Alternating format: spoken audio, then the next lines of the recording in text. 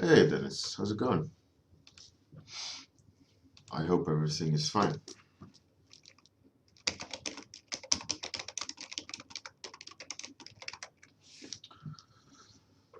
So it's really interesting to hear that you've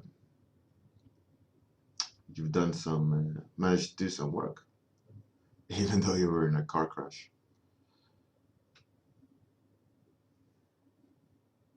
That's mad respect. Mhm.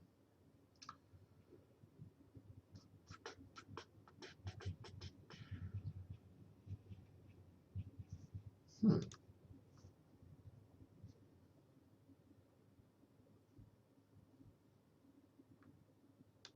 that's a pretty cool hoodie.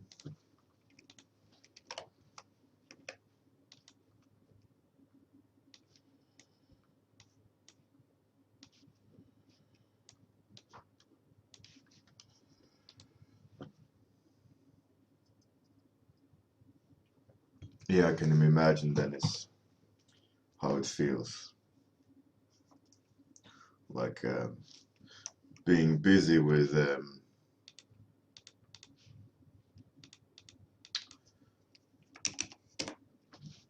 being busy like crazy and then not being able to do anything until you're healed, which takes a long time, you know?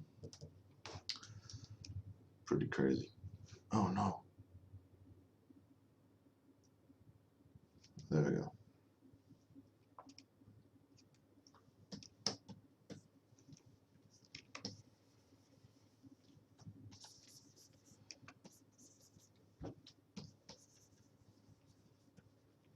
It's a pretty cool hoodie.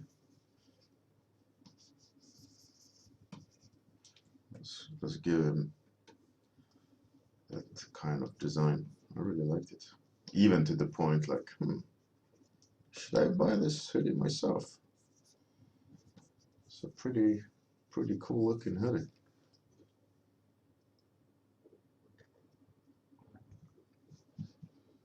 Really, that is. Why not? Maybe you'll like find a breakthrough where you're like the one finger kung fu technique. That is cool. Nice to have you here. It's I gotta do this book cover that I started on a stream a while back. They finally kind of returned with some feedback. It's for that guy, that author Ricordian. He's author behind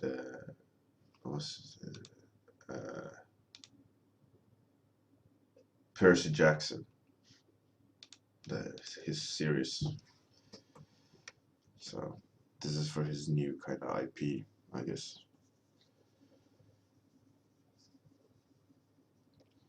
So they wanted this is for the Nordic.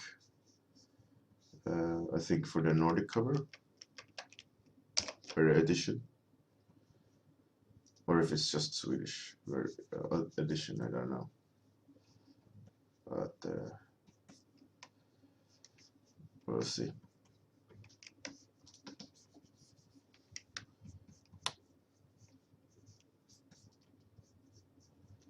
But I gotta do some painting on it.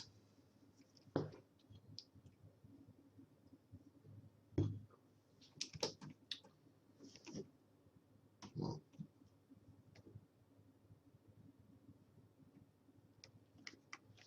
and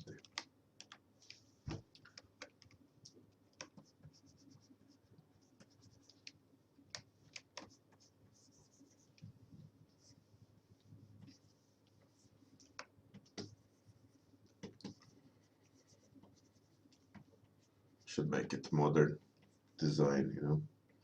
It's for the kids.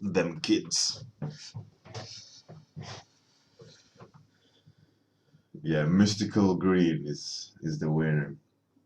You see up in the up there in the right corner the kind of layout of this thumbnail before I zoom out. But yeah, it's about the book apparently is about like Norse mythology, about like the son of Thor.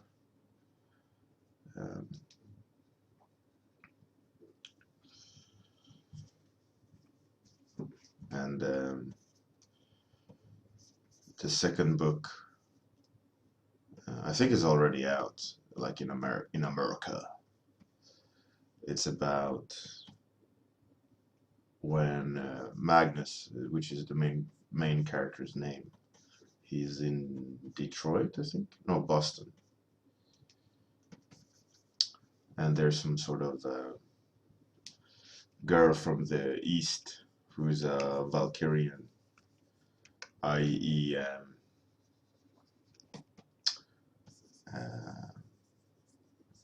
More or less angel of death of Odin, right? That was the Valkyrians. They were bringing the souls of the dead to Valhalla. So I guess in his world, Valkyrian is this Valkyrian is Middle Eastern. It was a pretty cool twist to it. Why not? Vikings were over there as well.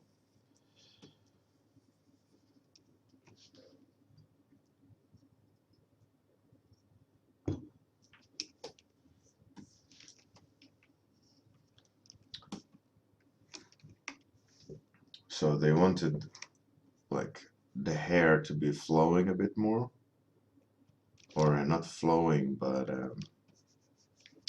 like mystical more, like hidden in shadow. So that is one of the goals I gotta kind of focus on while painting this further. My worries is just like I'm keeping it organized. I'm just thinking, is it too organized, right? It's like becoming stiff. But I think at the moment, I'll keep it very clean and organized and then on layers. And then when I feel like the base is good, I'll probably abandon the layers and kind of add the flavor to the painting.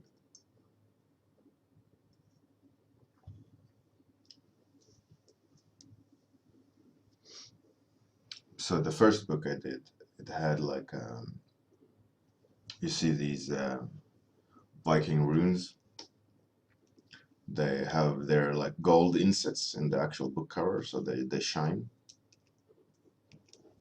And it should have text like this. This is the first book cover I did. And all the Viking rune pattern is like an inset, right, with gold. So they want the second book to be the same-ish. So for this book, this is same base, right? So we'll see. I gotta put it into that frame later to just kind of judge placement. Hence why I'm keeping it on layers for now. So I can move things without devoting too many like expressive brush strokes across the image, so I don't need to redo them. So at the moment, I just want to kind of get shit down and then be able to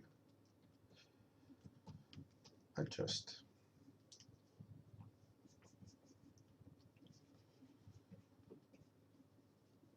It's a bit tricky.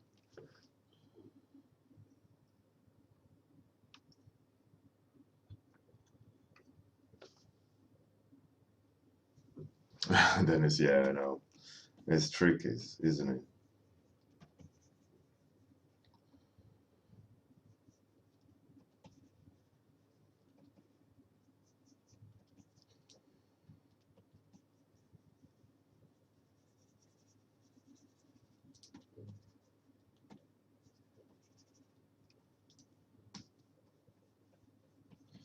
But the thing is, like, I haven't even started thinking about the brush strokes in that sense. I want to go over everything afterwards. But for now, whoa, wrong layer.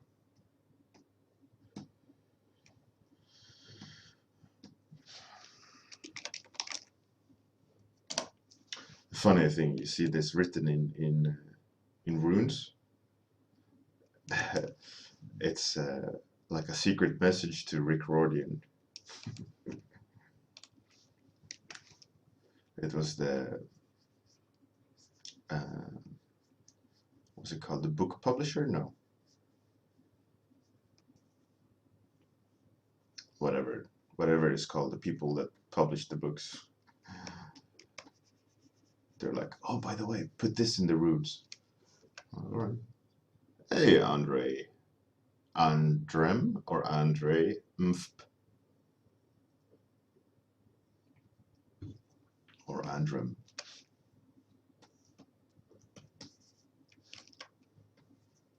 Now, I think I'll give her like a long knitted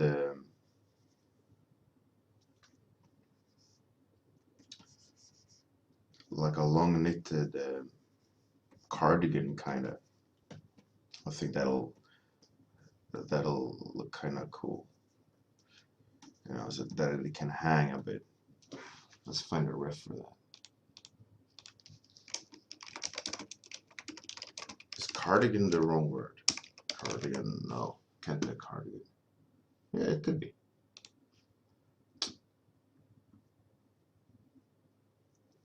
It would be exactly like that. Let's find a cool base to work from.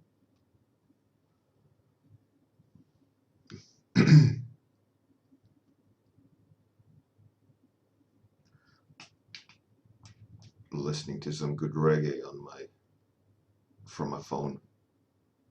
Don't want to have a copyright infringement. As per usual, as soon as you put music on, they're like, nope. We will take all your traffic.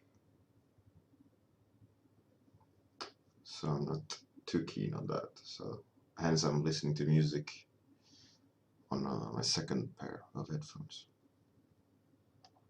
That's not connected to the PC. Some good old roots reggae, modern roots reggae. Some good old swaying beat. Let's find some good reference. I want to kind of like a diagonal because, or maybe not a diagonal because he has one.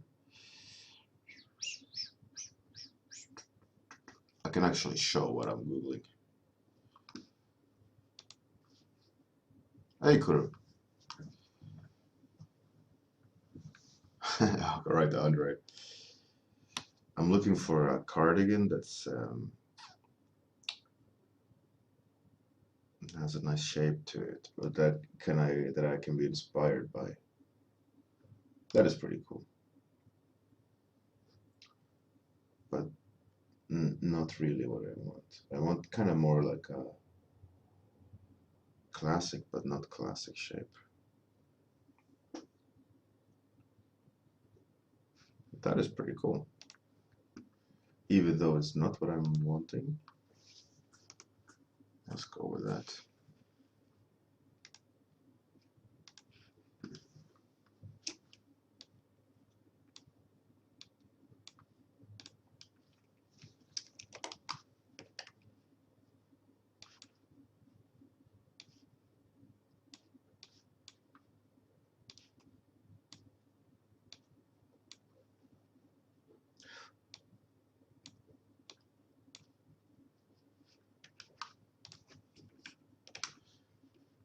How's it going, Kuru? How are you today? Something like that. Yeah, I think that'll be cool. It would be nice to have like a seam, definitely a seam. Could have a second color. Maybe a belt, like a high waist belt. Maybe will that make her just kind of, I don't know. Let's go with that. Her jacket needs to be like what's it called in Sweden, in English? In Sweden we call it like the sailor, the boat, the kind of the guy that goes out fishing, his jacket. It's like a suit top, but it's like a jacket and a little bit sturdier. I don't know what the Swedish word, the English word for it is.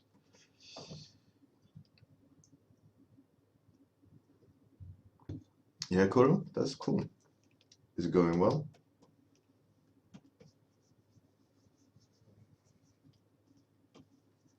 Let's put some motion in there, in the scarf. It looks like on these hijabs that they're like the top right one with the red there, like it's more than one layer. I think that would be cool like that. Hey, rib, a peacock. I don't think that is the one. All right, cool, cool. Thanks, Andre.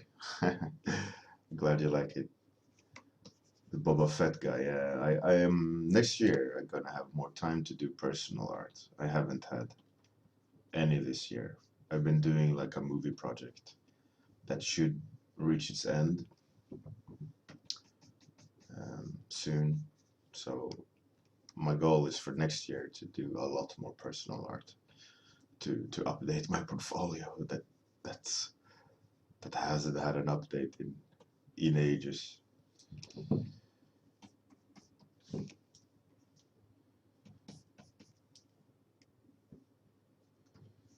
I wonder if she gonna have some weapon. I gotta ask the publishers about that. I don't think I'll have a belt on her. It adds a weird line. Let's add a pocket. Kuru, is it a... Oh, Lurivia. Nah, it's just... It is a new haircut, but it's not change of style in that sense. It's just same, whatever. When I go to the hairdressers, I sit down in the chair, and then I don't tell him anything. I just let the professional do his job, and that's about it. I don't direct him or anything. Like I don't cut hair every day. How can I tell him how to cut hair? You know. The only rule he has is when he cuts the beard, not to give me like a sharp line. I don't think that personally. All right, cool. That's pretty cool. I love doing new brushes.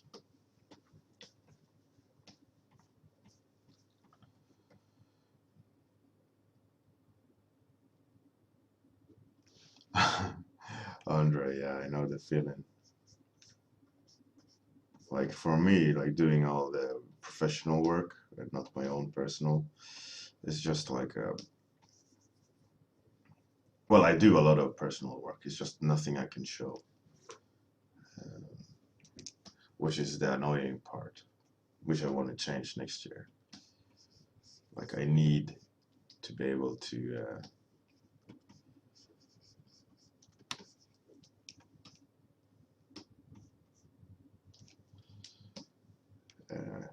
I lost track completely what I was talking about. I need to be able to show some personal art as well. You know, it's not easy.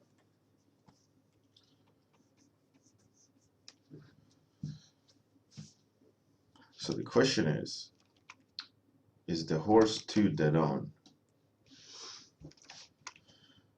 I'm thinking probably it needs to be a little bit more like that.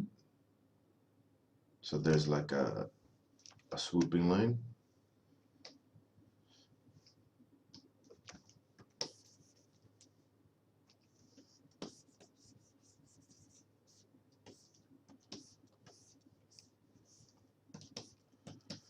So they were happy, this publisher with like a painterly style.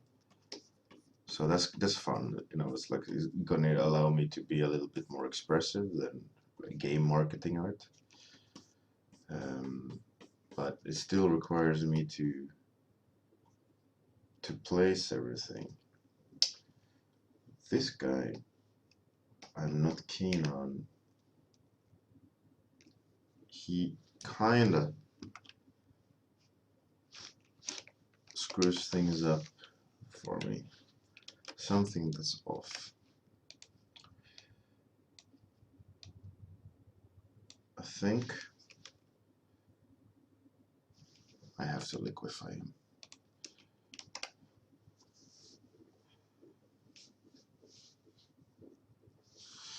How's it going, Leroy, by the way? Is everything okay with you?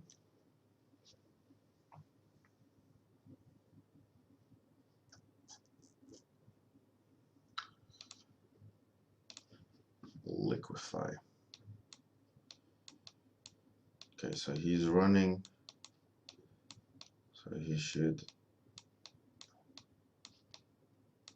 and drag the sword a little bit more.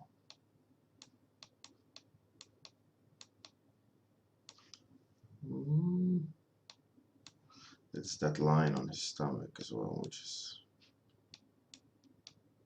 messing things up.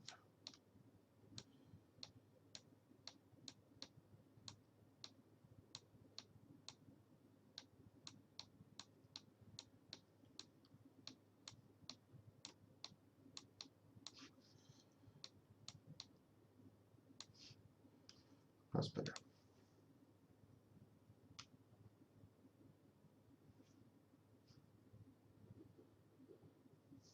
Yes. When in doubt, liquefy. Definitely. Hey, Normit. Nice of you to join.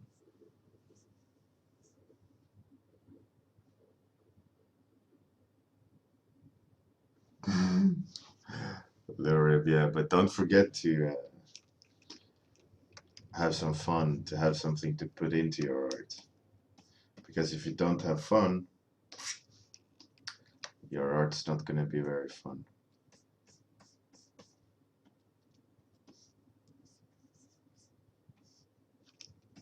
I've done a lot of stupid things and funny things, had many laughs, seen many strange things that I definitely used in my career. Now, I'm not saying I'm not saying to go out and be an idiot, but everyone knows that you need something to put into your art.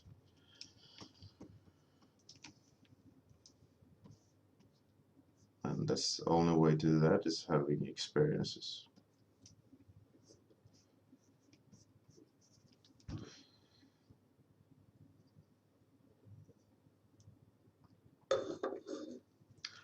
Narmit, yeah, definitely. I mean, I'm no stranger to to laugh at my own jokes, so to speak. But it doesn't matter how much you think that you don't need it to go out and mingle with people and have experiences. It's so vital. Like, no matter how good your imagination is, standing in front of a sunset with a bunch of friends, and maybe at that very moment there's dancing or laughs or whatever, and that feeling, that perfect moment, having that moment in your bank, like in your mind, that you will later try to recreate as a feeling in a painting. You can't make that up. Like, you have to have experienced like that moment. So it's always good to try to remember to in the pursuit of art, to also live. I know myself, I'm guilty of like working with art too much without God having a laugh.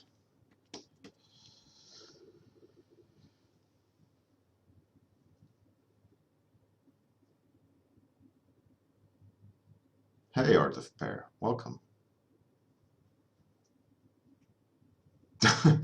Dennis, now that might not be the best example, like, to risk your life.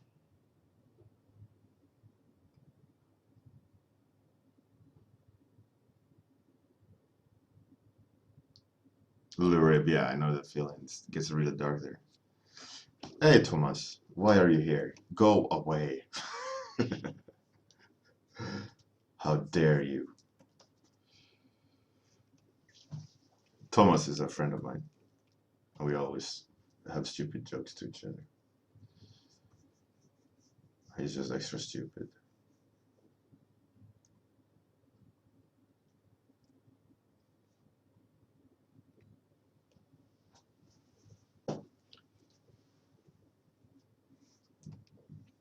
Yeah, Lurib.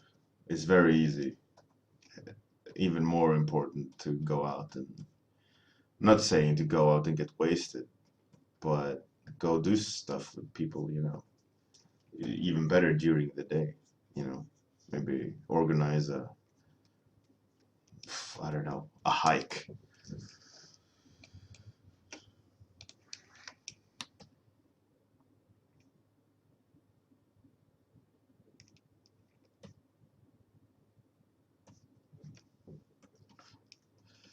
Lurib, yeah. I used to go up on that little mountain or huge hill that's in Skövde. I love going out for a walk up there. It was it's a perfect place. I used to live really close by as well, which was even more perfect. It was my daily like 2 hour walk through a forest, and it was like whatever problem you had going into the walk, you would exit the walk with a pretty good solution. No device, no nothing, just you and walking for 2 hours. It was perfect.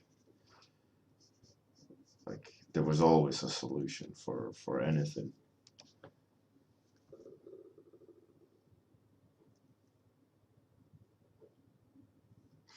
It was perfect. Whatever, like I said, whatever problem you had, like math problem or homework or design issue or whatever.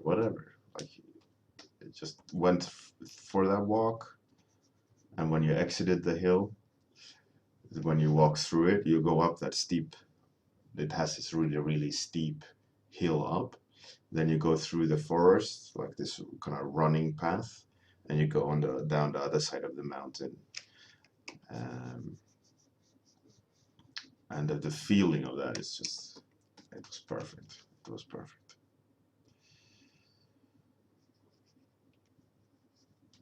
It's a really good like isolation thing.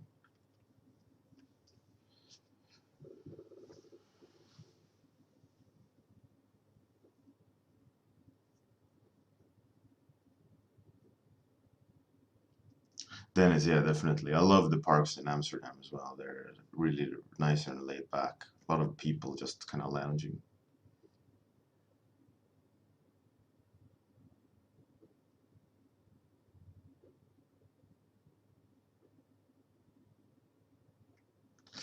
Narmet.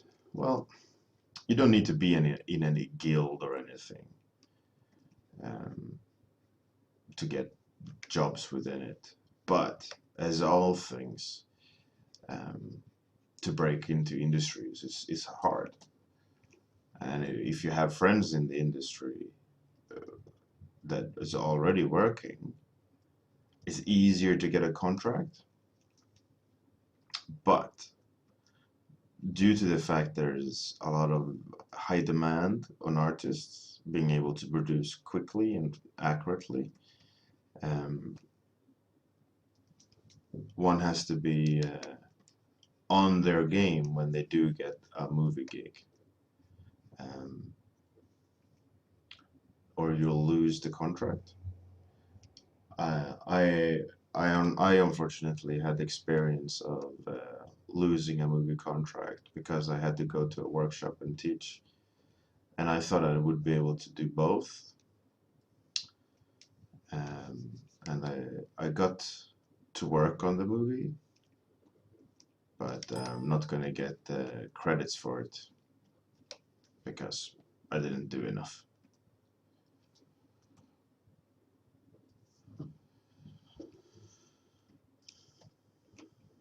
Um, it was for the Assassin's Creed movie, but that was purely due to contract contacts and also having a good portfolio. But I burned that bridge. Um, I'm hoping to kind of rekindle the contact now that Assassin's Creed movie is more or less wrapped, right? But as far as I know, you don't need to be in some sort of guild. But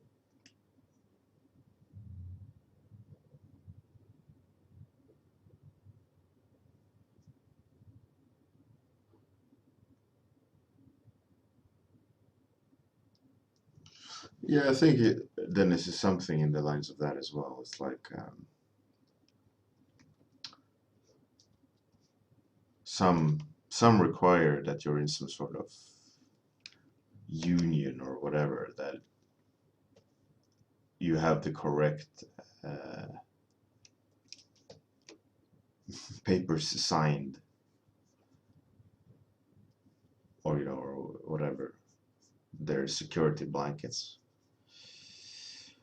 Um, but I don't have that high experience or a huge amount of experience with movies. I've done a little bit here and there. Most of my experience is games.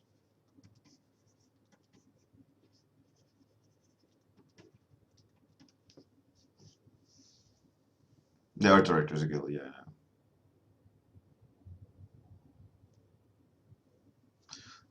Probably 3 hours, maybe.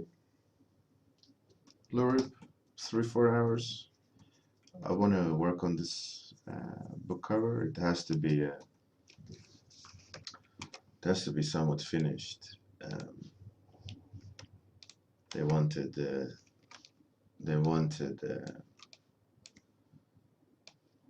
see it more finished because due to they want to put it in a catalog or whatever.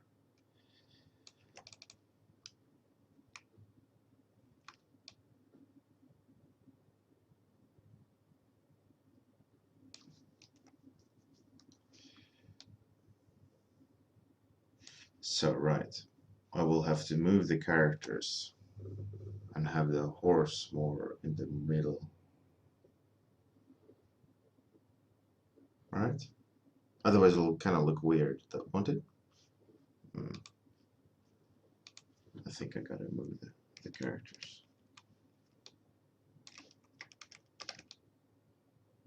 More like that. Yeah, I think that'll be better.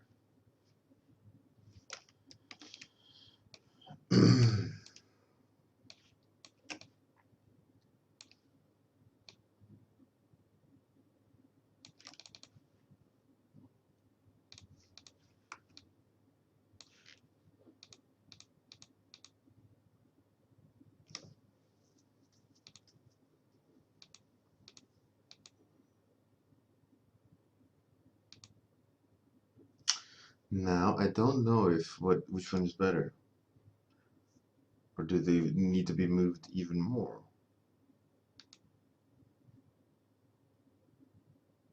Or maybe it's okay. Maybe I just need, they want some sort of silhouette. Maybe it'll help with just adding more stuff on the left there. But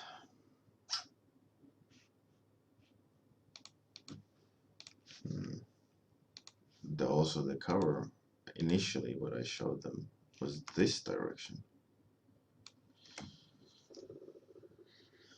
Against the grain.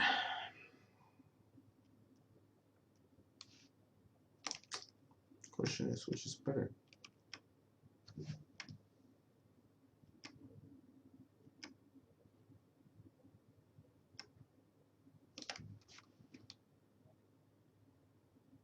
This actually might.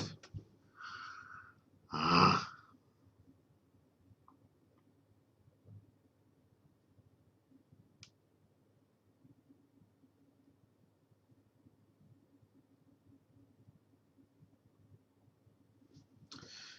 Andre, I don't know. I was contacted by the publishers wanting me to work for them. So unfortunately, I won't be. Wouldn't know where.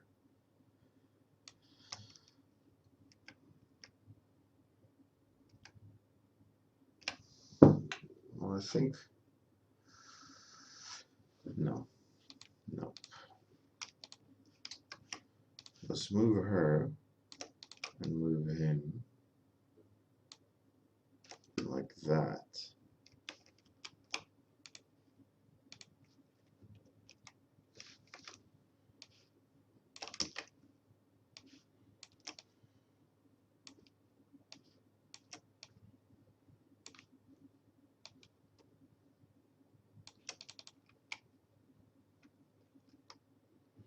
That's kind of cool, you know, with her out of frame and him in frame.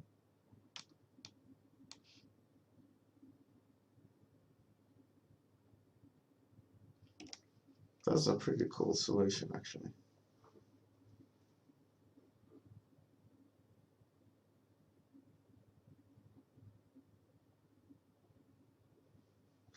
Oh shit. Alright. Let's switch that off.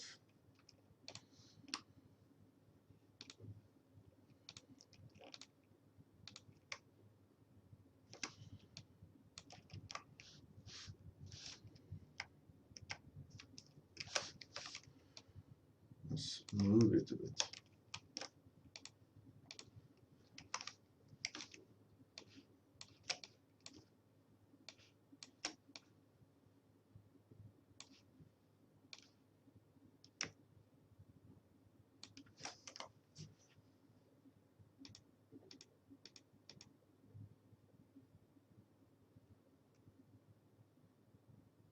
I think I actually can even move the horse even more.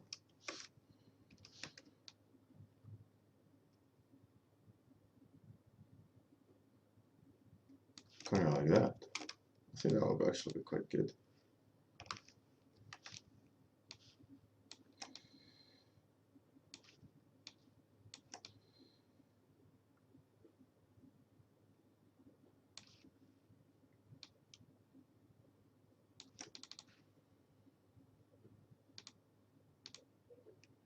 I think that works pretty well.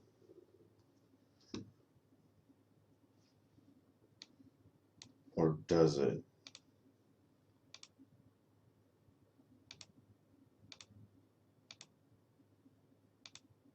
I wonder where this looks like flipped.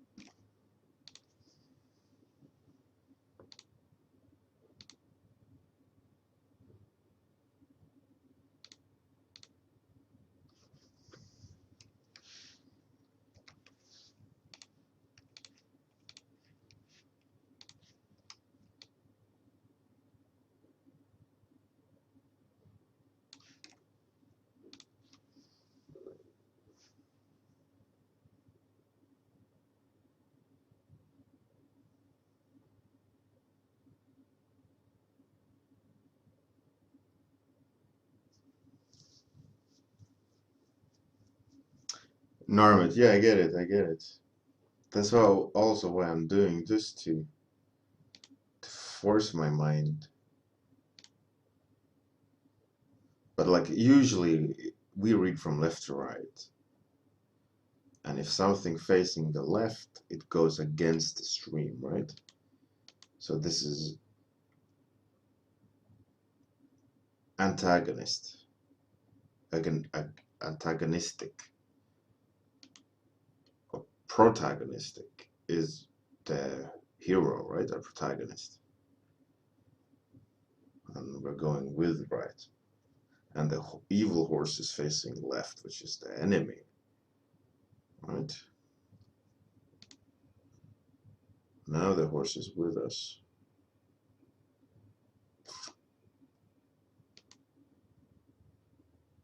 But they're also facing away, and you won't go read again from the left. So now we go and read again from left. I think this is better solution to it. Let's flip that one, the forest one.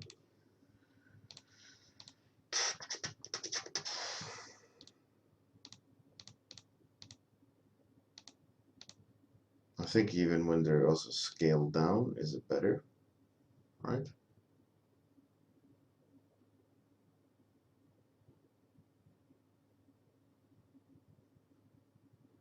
So them facing left is them defending. Right, yeah. Yeah, exactly.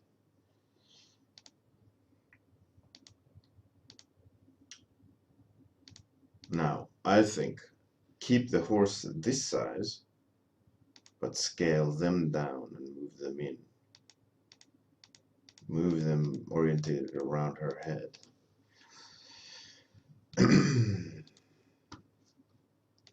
Let's duplicate those just in case I screw up.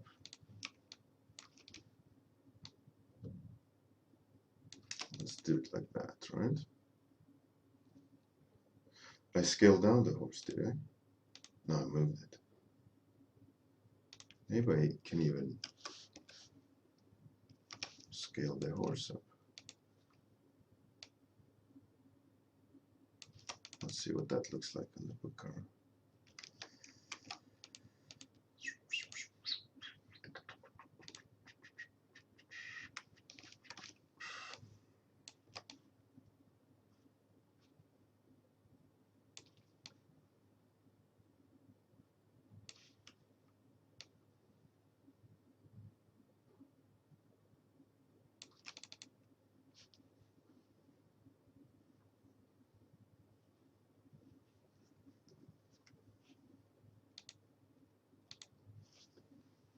So, and also the image should be flipped.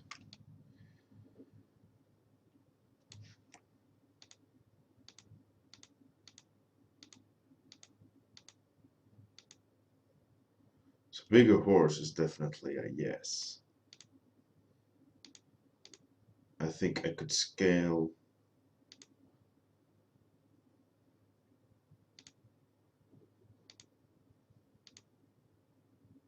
I think this is a pretty good solution, right? I think that's a pretty good one. I think all I need to do now is flip that image. They wanted like either Jotunheim, which is the mountain, or Boston skyline. I think in order to not make it look fantasy, I think like a skyline would be good.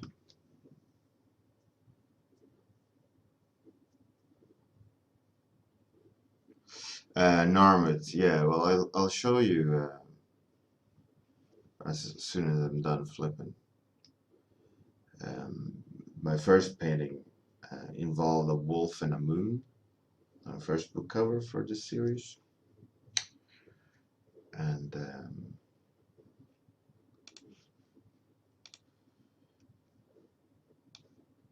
it had this kind of painterly graphic abstraction to the snout or nose of the dog, kind of turned into a forest or the tree of life. So that's kind of the direction that I'm gonna take the horse as well. It's not the accuracy of the horse will be in the eyes, more or less, and the rest will be kind of an abstraction to a forest and things like that. Um, the cover now, it doesn't look that interesting as the real book. Like I mentioned earlier, all the runes, all the text is inset gold, so that when you look at the book, everything shimmers, which is really cool.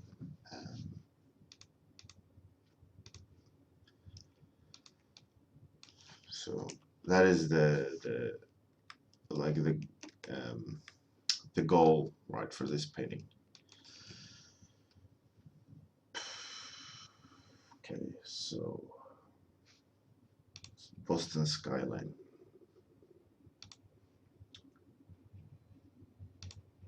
I think I'll just cheat and slap some shit in there.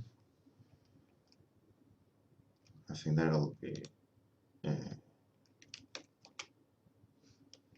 pretty decent. Put it in there.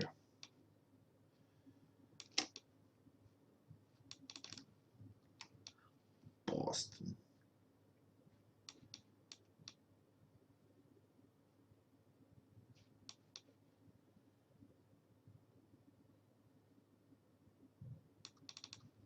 Question is that the most representative of Boston? Maybe this is a stronger one.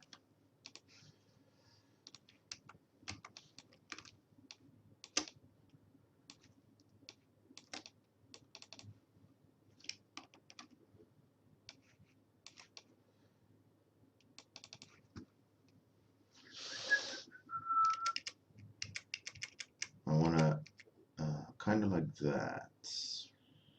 Obviously not purple. More like that. All right.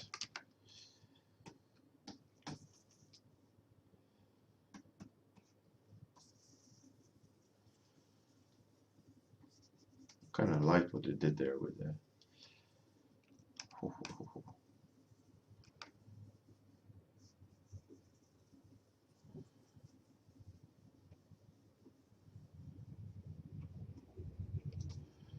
I will turn the painting into abstraction.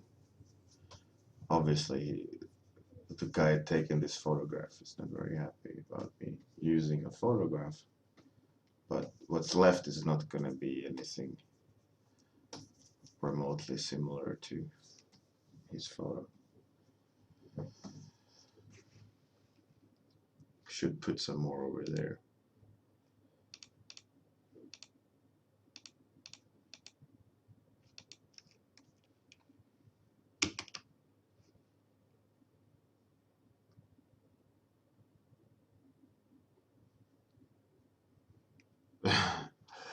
Yeah, exactly.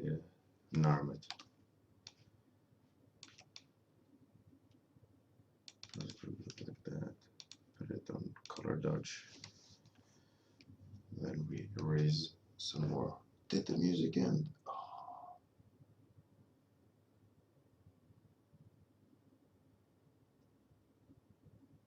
Okay. Let's listen to this music.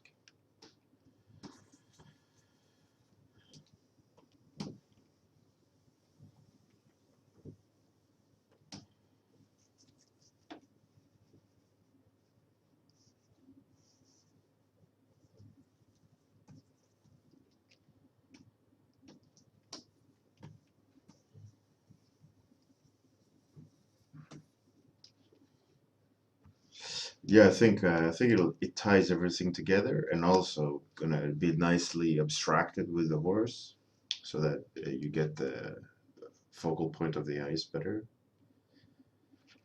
I think it'll work. I like the kind of blue going in, and I want to add the shadows to them running.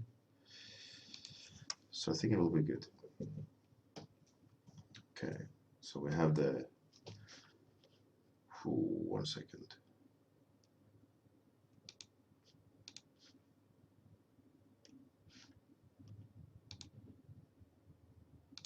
It was them facing left.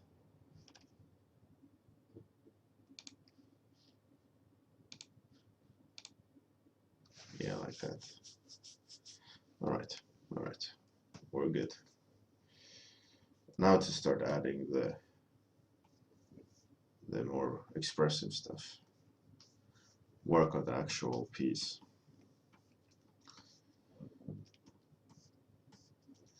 But in order for me to do that, I need more wine. Hey, Retro Dragon.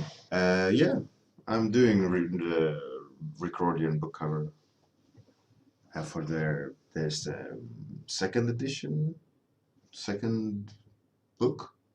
I'll be right back.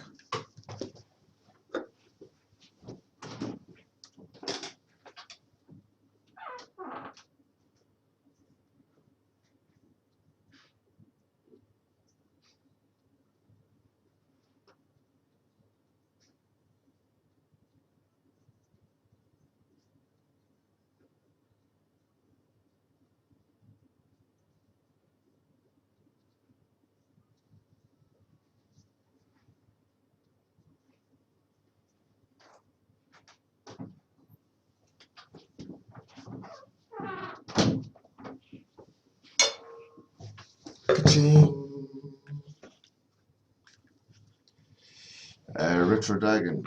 I did. It's for the Nordic or Swedish edition of the book. I did already the first book. Um, let me show you. This is the first book.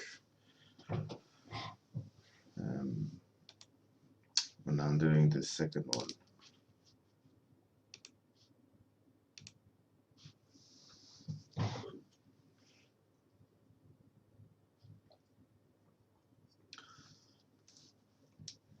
So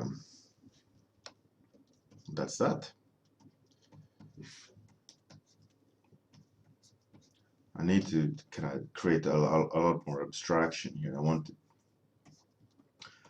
it to feel like a forest, but water.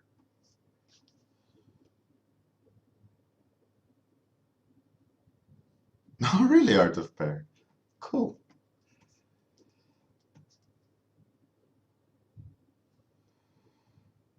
Thanks, Retro Dragon.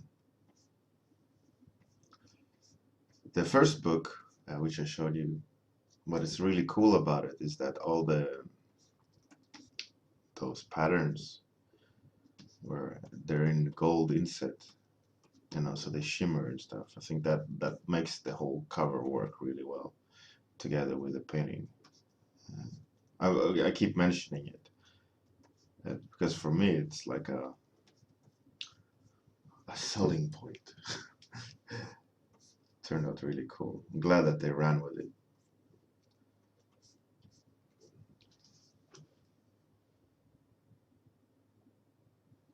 Right, Dennis. Enjoy. Be safe.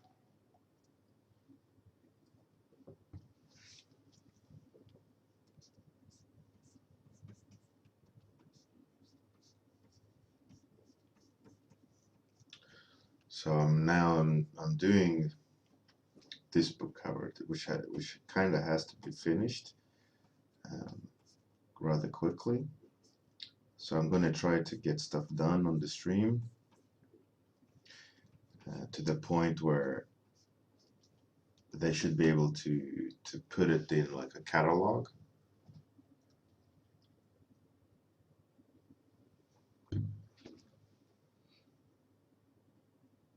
Oh, really? Cool, Retro Dragon. Which language did you read it in? Because I think this is obviously not the English version. The English version is already out, isn't it? Let's see, horse head. I need some info on the head there around the eyes. Let me see if I have. Right. No. Yes. No. My reference wasn't that good.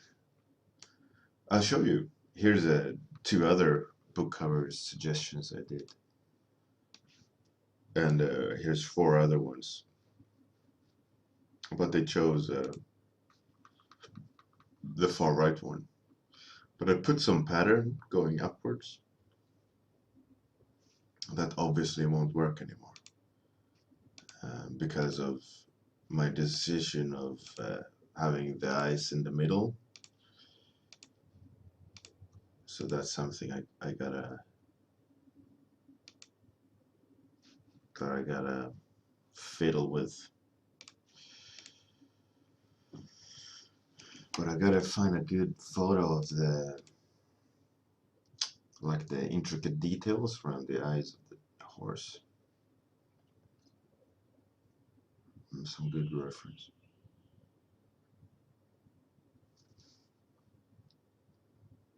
Because I'm not the best horse guy. Who is? Right. Those are pretty cool. There's some pretty cool looking stuff. Let me just save it so I don't spoil any NDA work. That would suck. Showing live NDA work. Right. I'm digging the definitions, but maybe it's too smooth. Doesn't look like a roided up horse. I want a roided up horse feel on the face.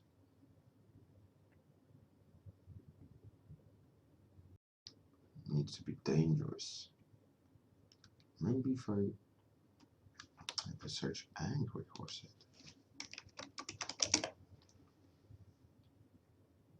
Nope, that just gave me logos. Did not help me anything. A raring angry horse. Kinda.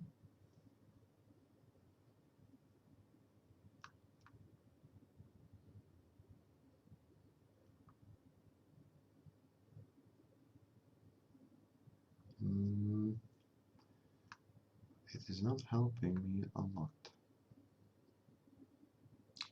Horses, when they're angry, by the way, look fucking crazy. That eye, the amount of white, looks a little bit like they'll eat you or wreck you completely.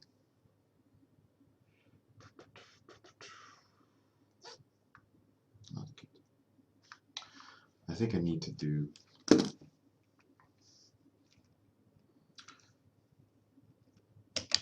I'm not looking forward to this cool black horse face. Hopefully it doesn't give me weird porn. Alright, yeah. I think the decision of googling black horse actually has a better definition because of the, what's it called? Light refraction or reflection? Refraction of the fur.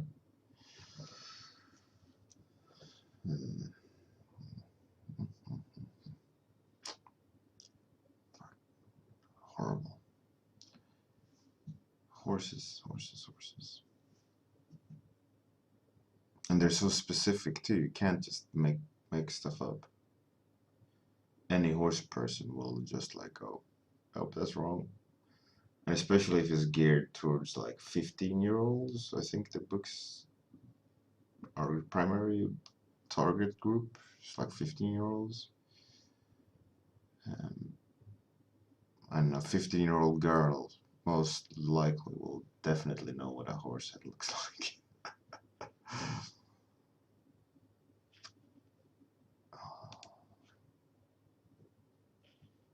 Alright, let's see. That's pretty cool. Alright, let's go with this reference. Way better.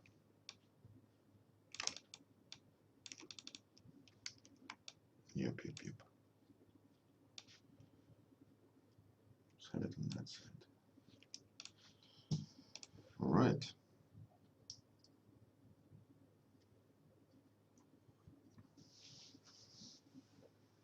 Hey Hurri, jag är som photobashen.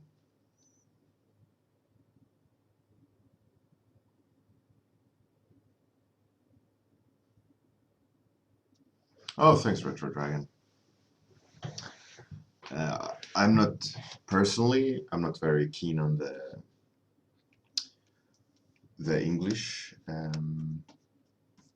book covers. They felt a bit, I don't know, unprecise. I don't know. I'm not gonna shit on the artist doing the book cover for the English version, though, so I'm gonna hold my tongue a bit.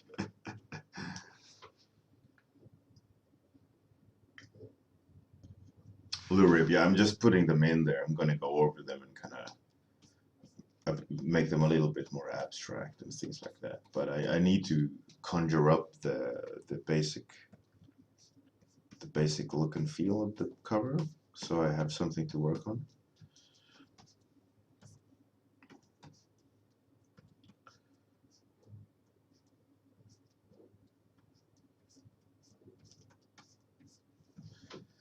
Yeah, that black horse, really cool definitions there. Definitely helps me a lot. It was a good find finally. Try to find some good reference for the horse.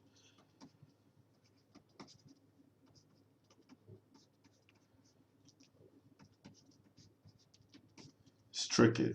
I've always had issues with the horses.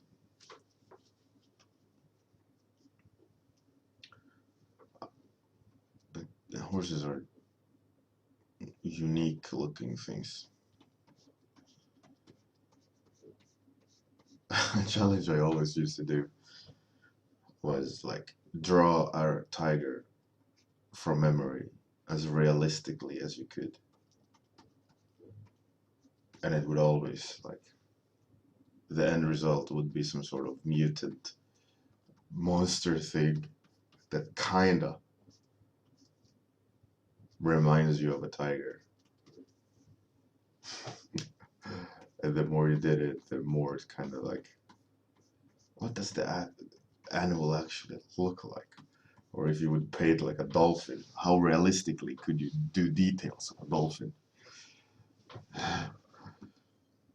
It's not easy. Let me tell you that.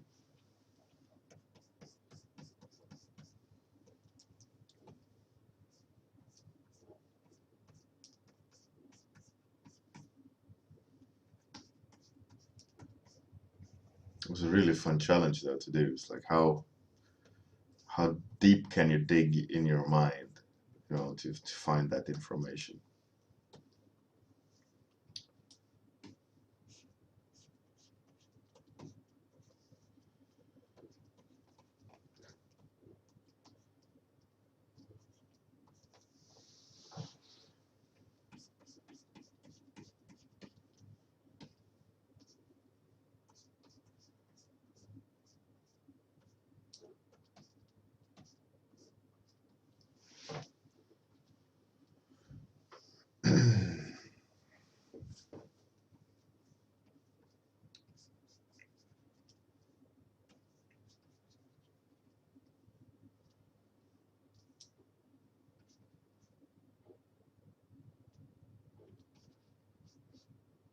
Hmm.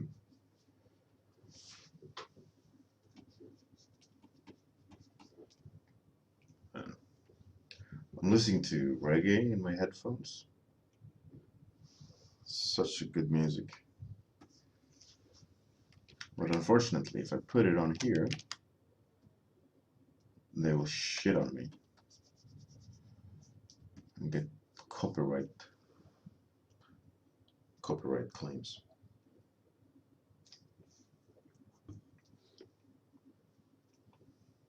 Which is kind of boring because I love listening to music.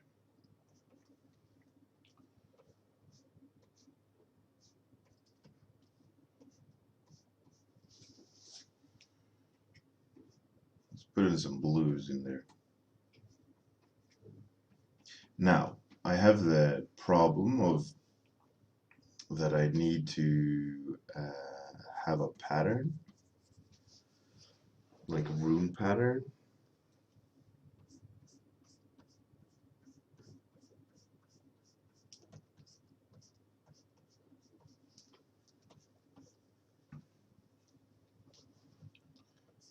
Just a bit down, kind of.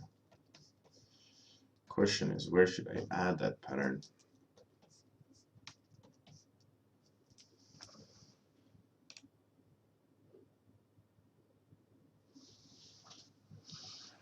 Yeah, when I'm on the stream, I can't put music on. So I have music on now, obviously.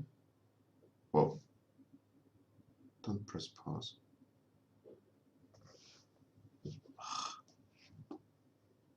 Touched my headphones. They have you can change shit there.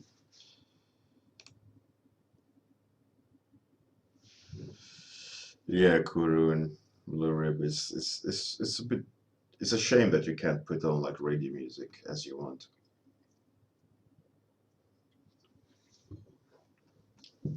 That they have to steal your thunder.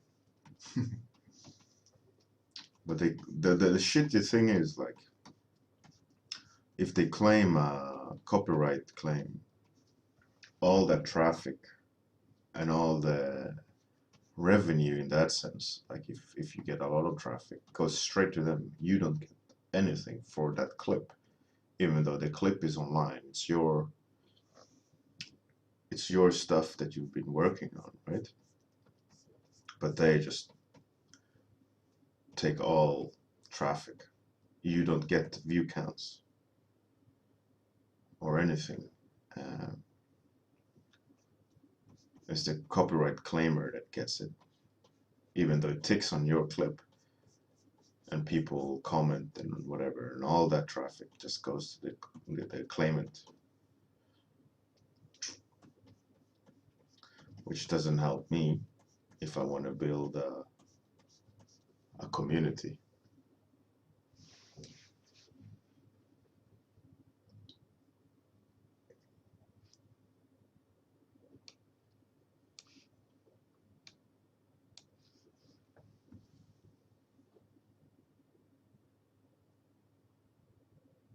Stairways to Heaven is a good song.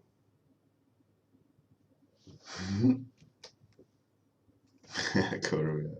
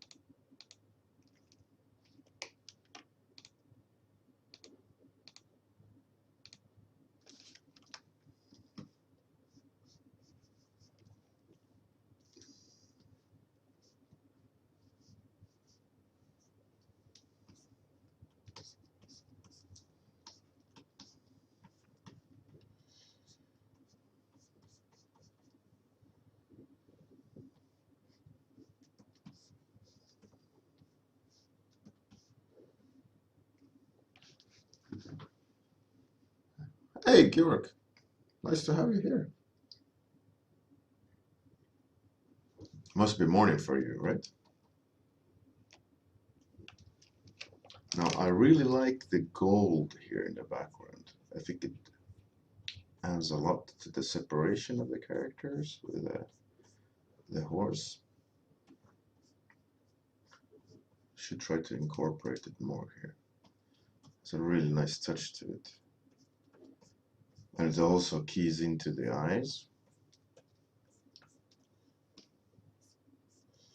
And I think with the patterns that I'll add, I think it'll be a cool looking combo.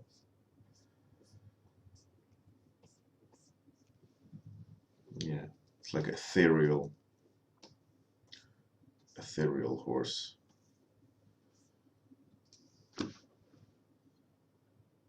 Oh, that's nice, Georg.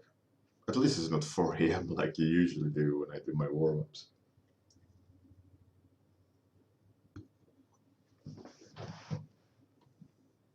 It's cool to have you here.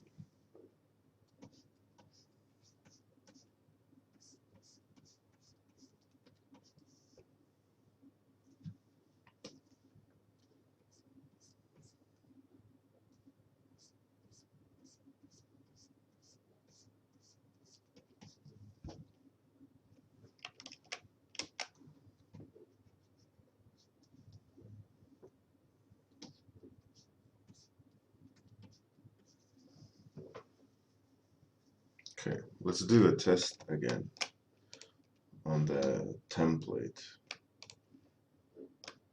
What's this? What?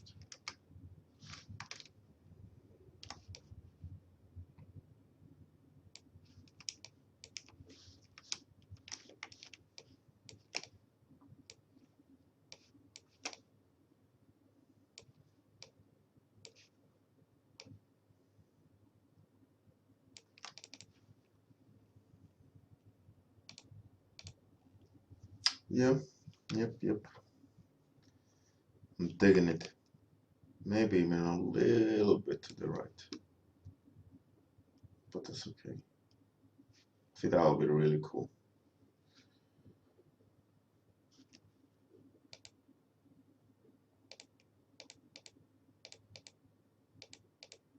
I say yes to this. I am not digging that though. I have to, I think, tone it generally down a little bit so its focus goes down. Yes.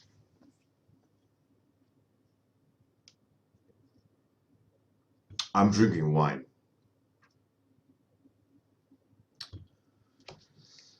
Unfortunately, I don't have that much left. So I have to sit here without.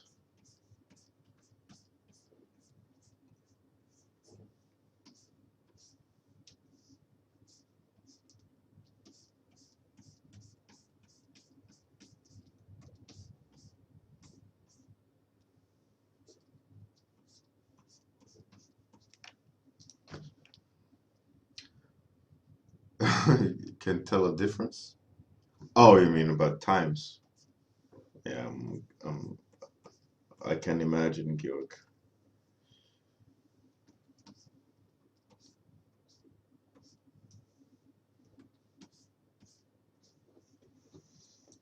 I think this will look really cool with the gold inset patterns.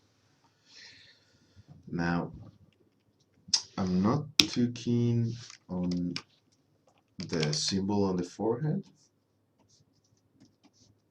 I will use it again because it's an important little subtle cue of who the horse is if you know runes.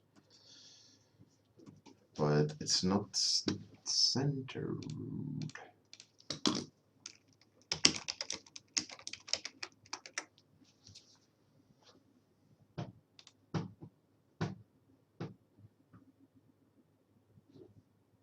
Now, let me undo that. So it's the actual rune, not a symbol. Let's refine how it is. Ooh. There we go.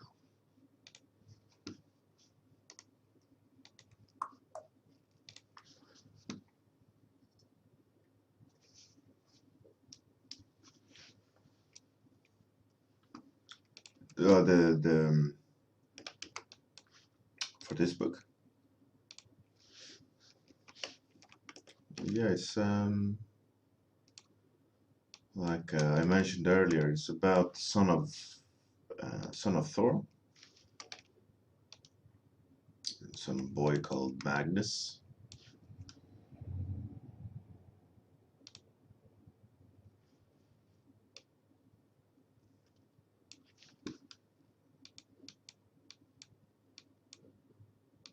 And I want that symbol to be subtle. the idea is that this is the horse of Odin, Sleipnir, um, because this, I think the general story of this book is about Valkyrians, which is the soldiers of Odin that takes the souls of the dead warriors to Valhalla. And if this is Odin's horse, which is Sleipnir, the eight-legged horse, it should carry the sign of Odin, and that symbol in the forehead is the rune of Odin. So I think that'll be appropriate. A little subtle cue there.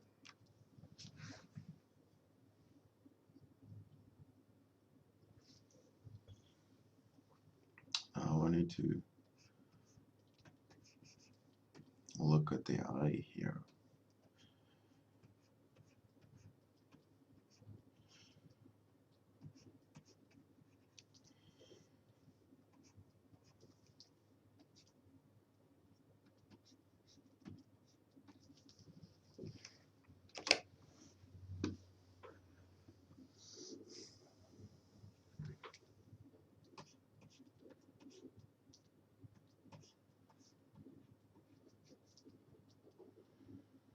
And I only have a week left working this year. Then I'm taking a vacation. It's gonna be so good.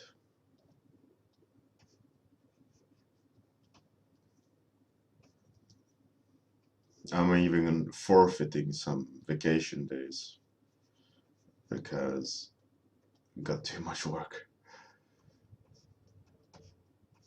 I could have easily not worked next week as well. But what don't you do for your wonderful company you work for?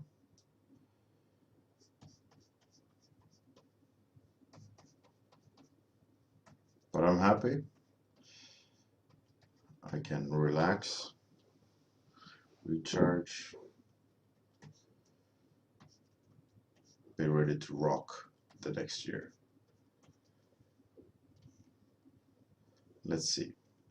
Highlight there, right? I'm putting highlight like that. Eye up there. Should put some highlight there. Probably a highlight over here. And then maybe kinda like something like that. Not too much over there though.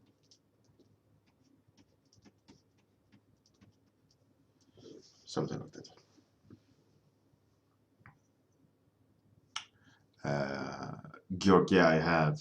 The Arrival is really cool. Don't give spoilers though for people reading the chat. But it's an amazing movie.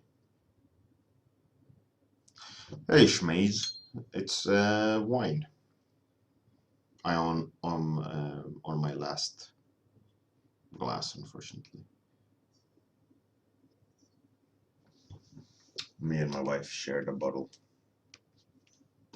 so I don't get that much. But it's tasty.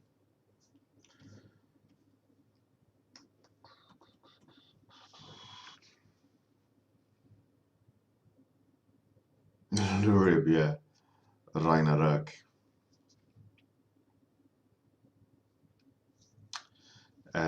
Hey Dennis, welcome back. Kuro, that is most definitely a true statement. I have to agree completely.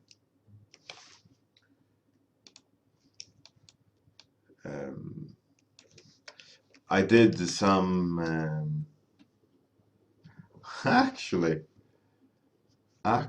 let me try to find something.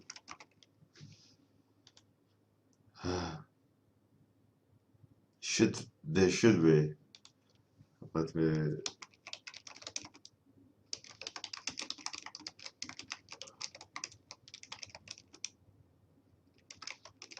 Let's see if I can find it. Uh, oh yeah. Oh shit, that's funny.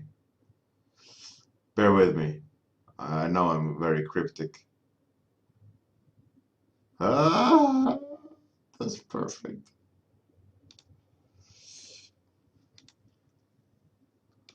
Okay, so um, let's see, who was it? Hurri. Right. You said Ragnarok and Ragnarok. But why did I say it like an American? Ragnarok. Check this out. Uh, I'll uh, I'll lower the volume. But I did a cutscene for a game, a Viking game, uh, about this is many years ago. This is like almost 8 years ago, I think. It's 10 years ago actually. And I painted these cutscenes in a Viking game. About 10 years old. It's hilarious. Very cringeworthy. I was not the guy animating, I just did the assets. But it's about Brian Blessed is doing the voice acting, the one and only Brian Blessed. And here's a Fenrir. I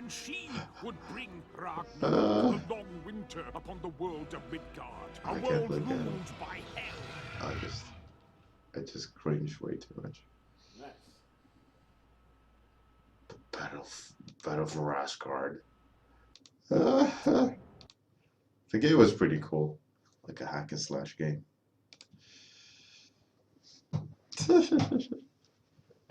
But yeah, that was my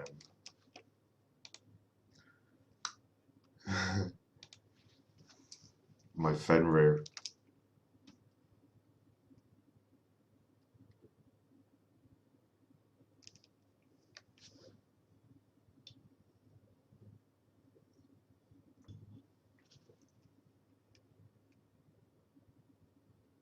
Yeah.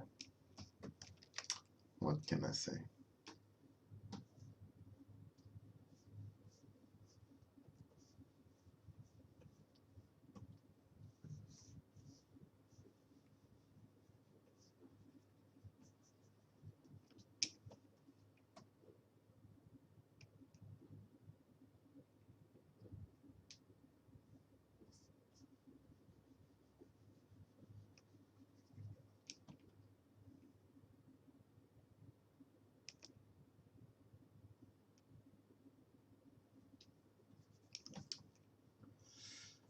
Cringe. I'm just thinking back at it. But I did paint a lot of intros for that game, cutscenes for that game. It was good fun.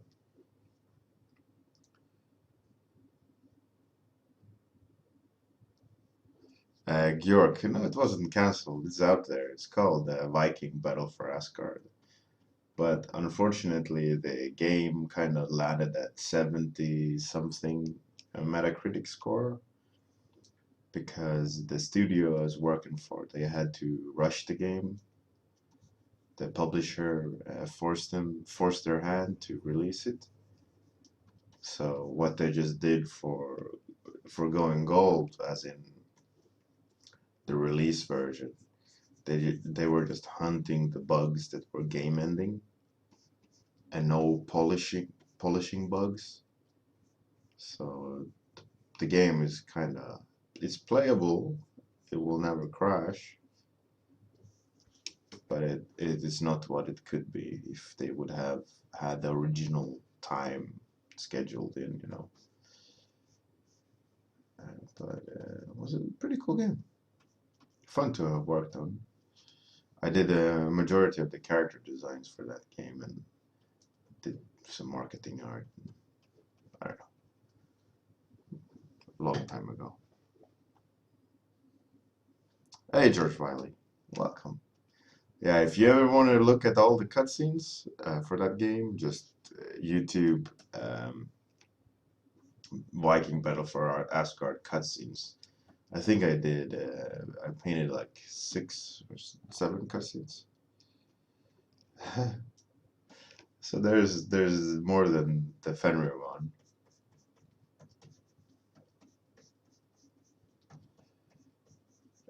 I do have time to play games now and then. It's not a lot of time, but I do try to set aside time to play at least the games I worked on,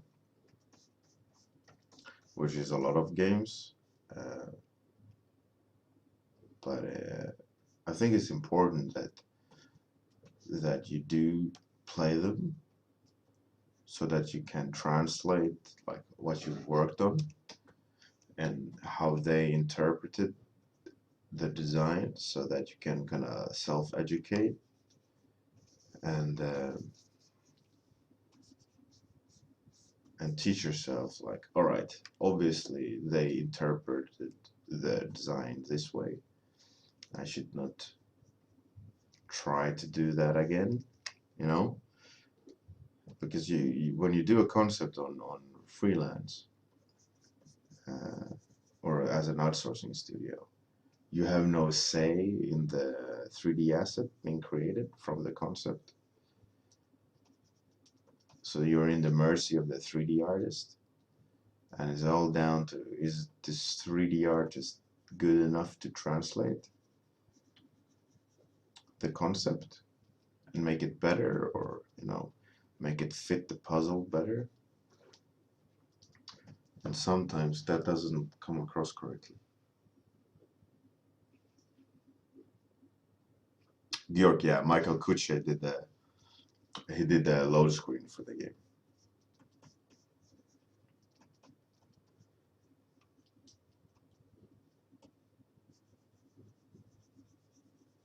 It's a little funny story about that actually.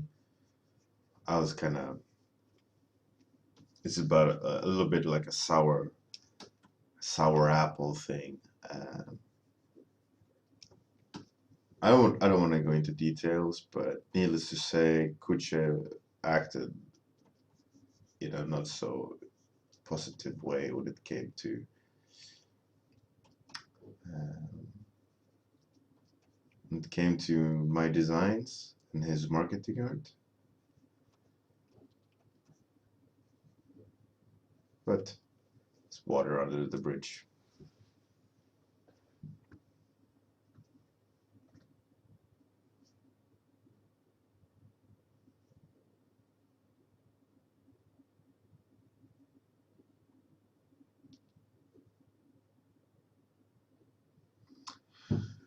Narmet, I'm assuming you're meaning like how to break into the industry with a already portfolio.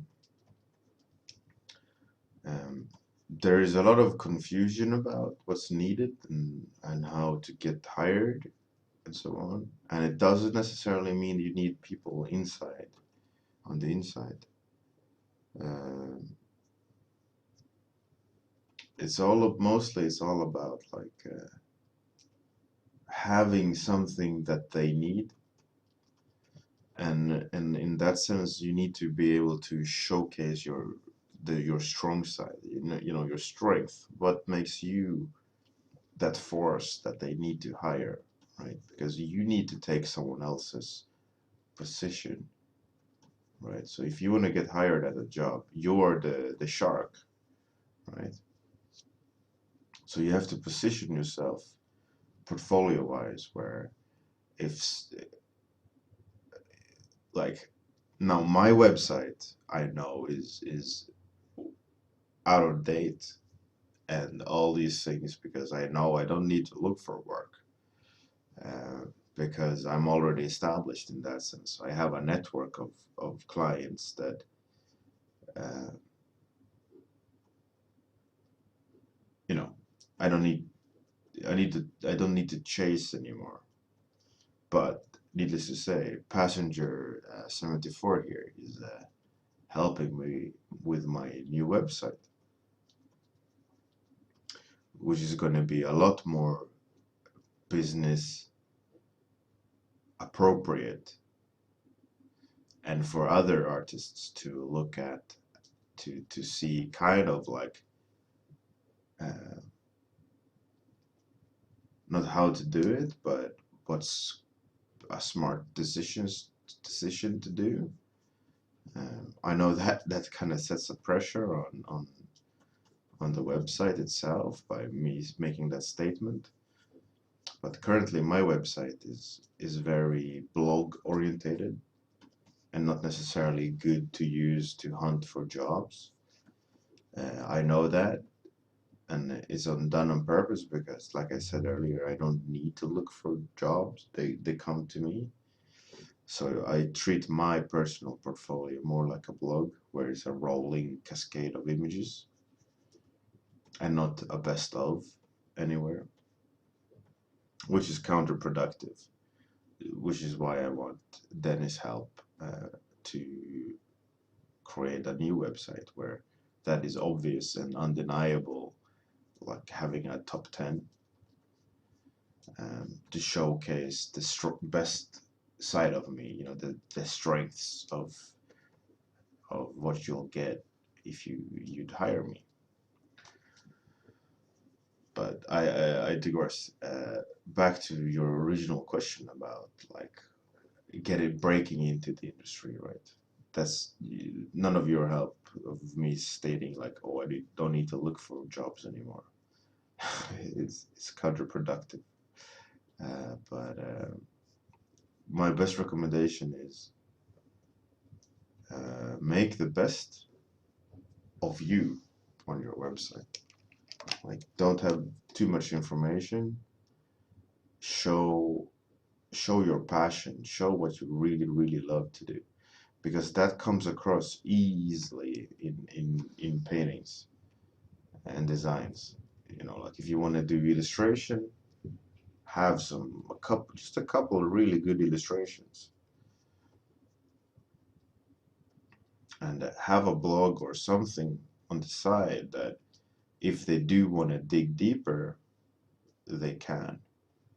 But like the standard thing, like if someone is applying and I'm the guy looking at the portfolio, I don't spend many seconds looking at the portfolio. I look what's initially presented to me, and if that is interesting, I continue digging. And if it's not interesting, I will click something that catches my eyes to just give it a second chance. But if that doesn't deliver, I'm like, yeah, probably not that good.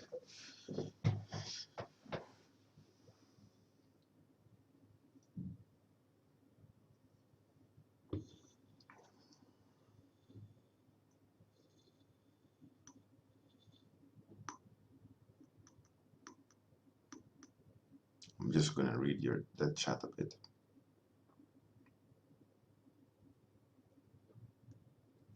Lurib, I mean, my first contracts were generated from a sketchbook thread on a forum. It's all about like art profile that you put out there. What can they expect? Think about it. You have a shit ton of money. You need people to help you make a game. And think about it objectively at your art. Doesn't matter how good you are offline, or if someone ventures into your dump thread. Think about what they see, at what rate, and at what quality, right? And that's the dangers of internet presence when you're spreading yourself out across many platforms. And you say, look at all these links, this is me. But if you just find you on one of them, they won't paint the whole picture. So that's why, like, both me and Dennis are a passenger, very keen on websites, because it's a one-stop thing, right? And don't have a really weird website like 5-word website. It has to be easy, recognizable, and no weird spelling, right? Like, it has to be um, stranger friendly. Does that make sense? Like, if you would meet a random person in the bar and you'd say, just write this and you'll find me on the internet. If it's like Captain Awesome 57-6x.com, like, how can I even remember that? But if it's something simple and catchy, you know, davesart.com or whatever. Schmaze. I think the schmaze might be a little bit easy to misinterpret, but you know, whatever. I think it's like business card simplicity is needed.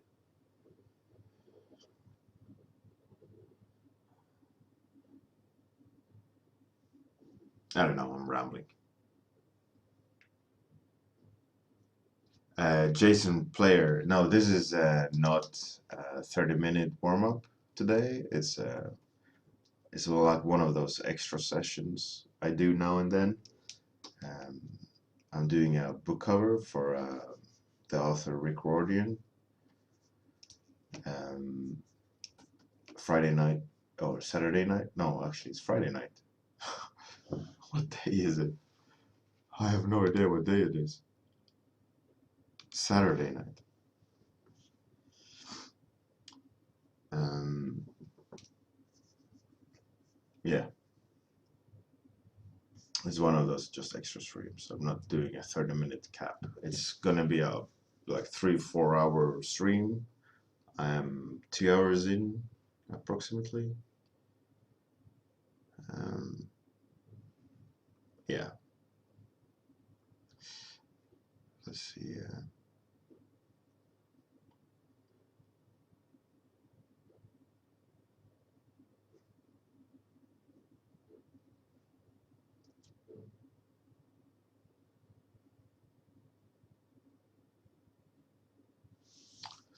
There's nothing wrong with schmaze.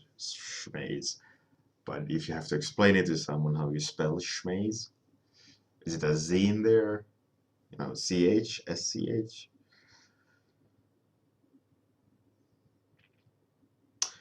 Um, yeah, Andre. Definitely it's better to.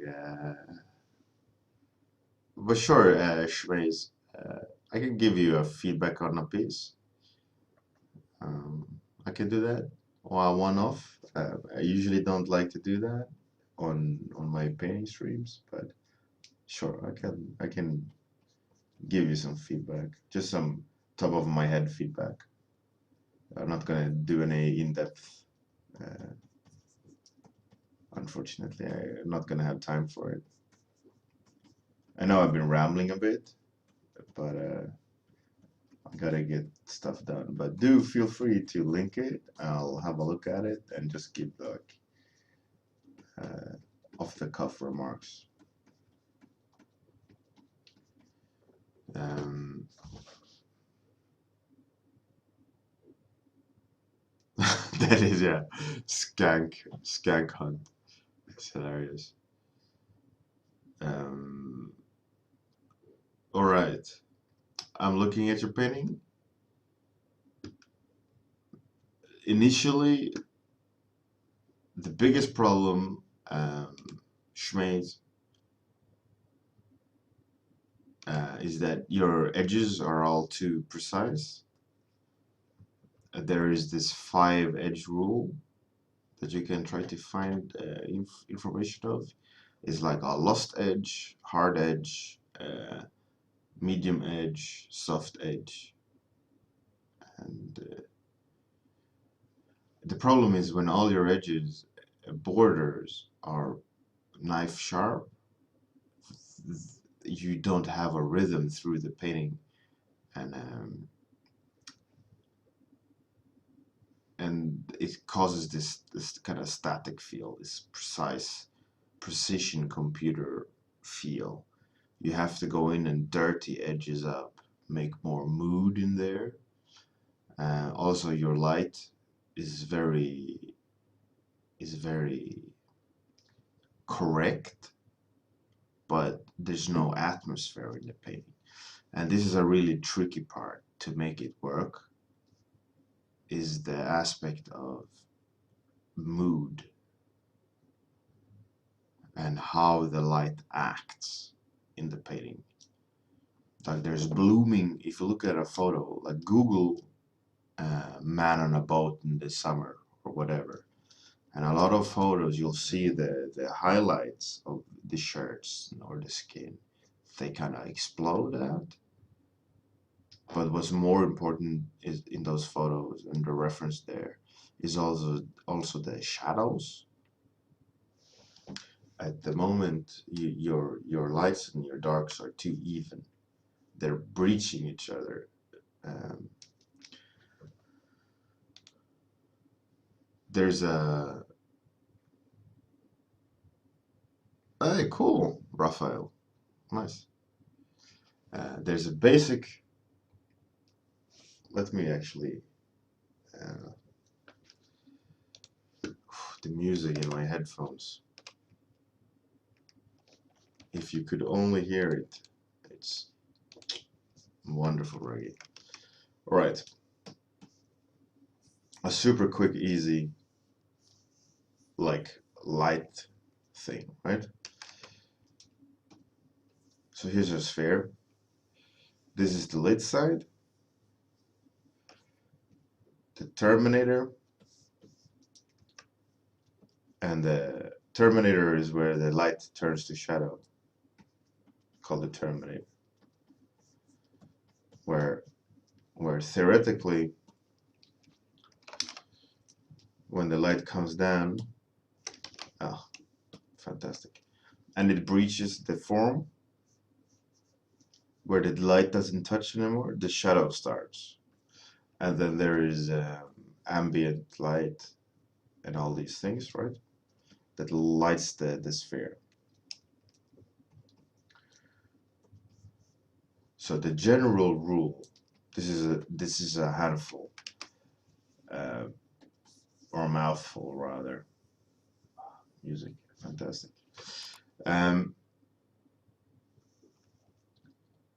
So the terminator, right? It's where the light turns to shadow.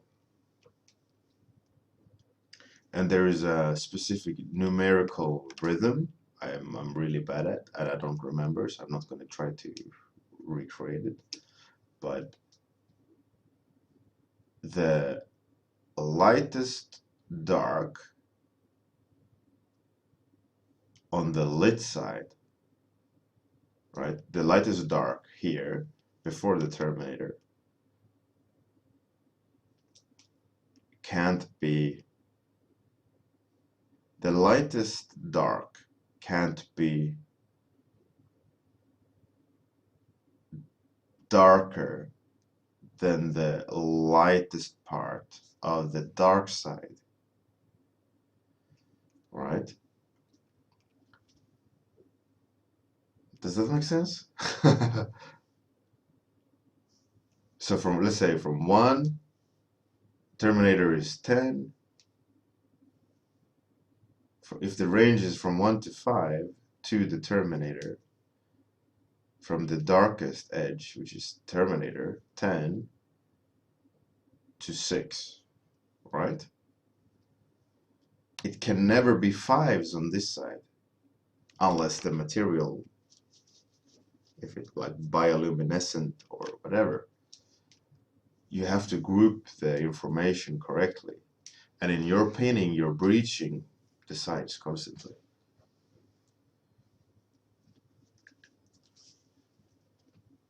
Does that make sense, Schmaze?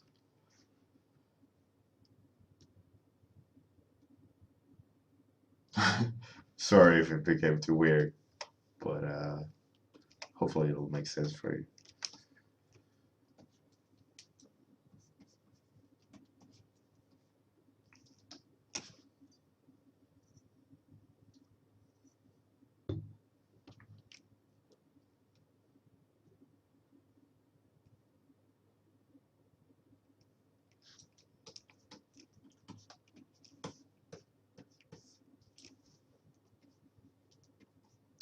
So like if you think about this woman's face I'm painting, right? The highlights, the shadows, they can't breach each other when something is falling into shadow or light. And then you have more parts of that in play when we talk about saturation, gamut, all these things. But basically, grayscale value, you have to organize better. Yeah, Schmaze. It shows. It shows that you zoom in too much. Um, I would recommend you work more zoomed out first, bigger brushes, and don't be afraid to go back over brush strokes and destroy them. One cool little trick is go Windows, Arrange, and New Window, and you can have two windows, one zoomed out and one zoomed in. And if you're painting on the zoomed in one, the zoomed out window will be updated automatically. So you can see what you're doing brush stroke by brush stroke, which is a cool little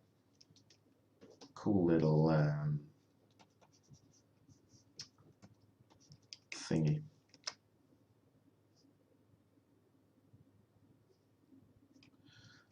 You're welcome, Schmace. The 5-edge rule is mostly portrait based, but it's a universal rule you can apply to painting in just basically by itself. If you look at all the old masters, especially Rembrandt, and Rembrandt used it really well, the soft edge and hard edge and light, and looking up like light itself and how form is shaped with Rembrandt is really interesting. But that you should also look up the guy that taught Rembrandt about light, which is Caravaggio, an Italian painter. He had some really wicked grasp of light. Try to reverse engineer their planning and where they have a hard edge, where they have contrast, especially Caravaggio and Rembrandt. Try to just look at edges and values and where's a hard edge, where's high contrast, and try to kind of reverse engineer those paintings. I think like, okay, where do they want me to look, and in what sense can I understand what they want? So just do a simple analysis of, let's say, a Rembrandt painting, and pick out sharp edges, hard edges, firm edges, lost edges where an edge just kind of blurs out, even though it's like all the contrast lines on my painting here are pretty firm. They're not super sharp, but they're also not lost. All that will come later because I need to organize the painting.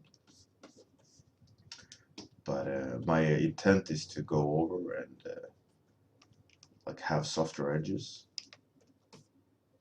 and have the paint transition into each other and things like that. But it's still early on for this book cover, and I need to just plan it slightly better. Does that make sense? I don't know. It just feels like I'm talking to myself, which I am. But like the weird guy that doesn't make any sense.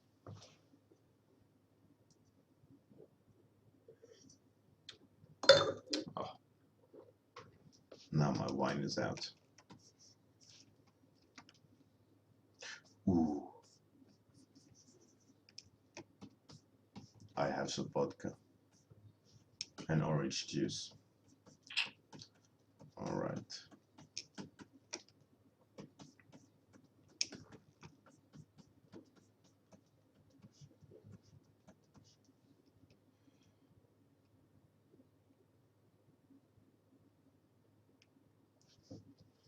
Ace Bay, welcome by the way. Nice to have you here. I don't recognize your nickname, so you're new.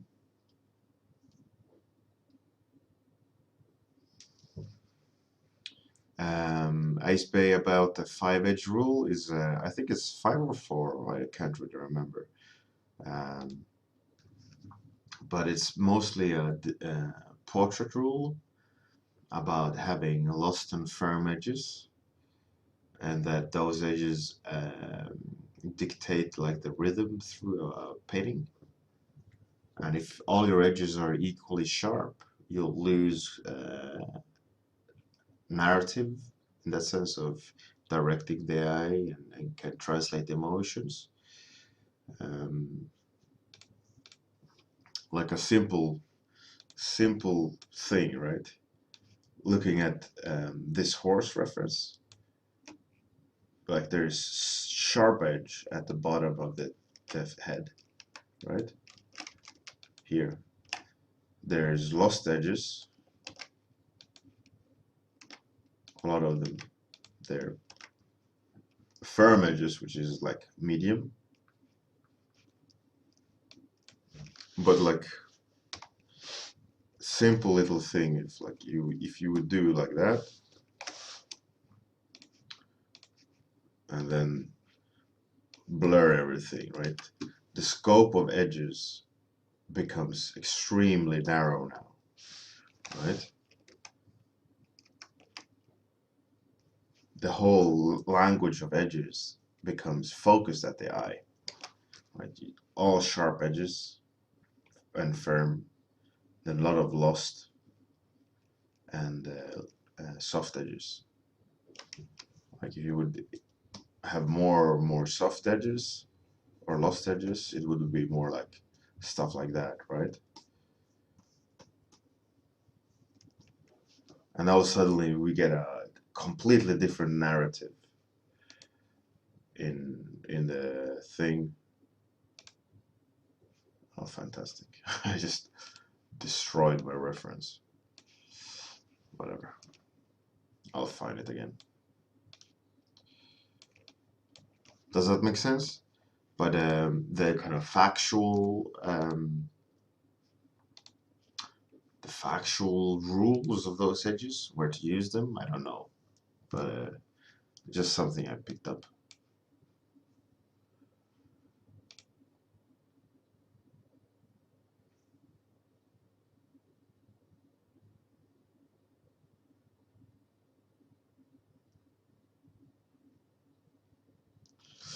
Dennis, yeah, definitely. It's a vital part of image making. Dennis, no, Blue Rib. I had a look. It's very good. Your stuff is your painting skills. It's the classic uh, beginner problems. Um, your Mushroom Lady is probably the best, and the Gladiator Quickie. Um, they have more natural flow to them, but there's a basic understanding of texture and brush marking that is holding you back. Um, try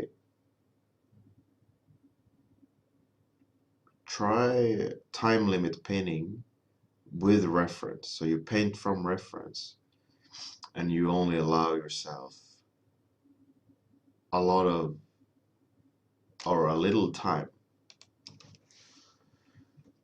Um, very little time to try to express as much as possible, right? And the idea behind that is to force you to stop focusing on noodling textures, but to kind of shake off that mental thing of I have a PC, I can zoom in and I have texture brushes, like these texture brushes can do ground texture and you're just applying them everywhere. So try practicing looking at reference, like having the reference next to you, set it for 15 minutes and try to copy as much as possible, but in a broad stroke kind of way. And by that I mean, like, let's say I've been zooming in and noodling her leg too much. Like, it doesn't look right, right? I just been talking shit and noodling on this leg. It looks horrible. So what I'm doing now is just going back over it uh, with a kind of heavy brush and just adding, removing, sifting through values, like trying to find a correct balance. And when you're doing those studies, looking at the reference, try to think about, like, how can I describe what I'm seeing in the reference with as few strokes as possible. Like, what's the direction of the form? Or like, where does the soft edge turn to a hard edge as the form is turning tighter because of like a knee going from a thigh or whatever, you know? I think your biggest problem is just you're being over precise, and that it comes with mileage. The more you liberate yourself by mileage of painting, I think it's better that you start now to figure that out than later.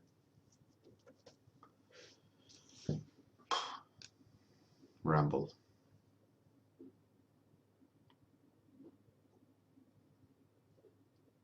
Shmei is about blurring, yes. To put it simple, yes. That is more or less what you do. But as an artist painting a painting, it has to be a conscious thing, and it's just not applying a filter, but it's picking and choosing what's relative to the narrative of what you want to tell, right? Because it's based on illustration, right? It's not design. It's not a design rule, it's an illustration rule. So it's purely based on presenting something and how to present it in the best case.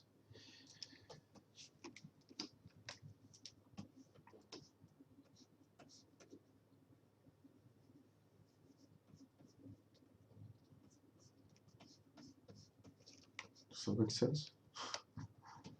Don't know anymore. Just rambling. Yeah, exactly, Lurie. It's a brush economy.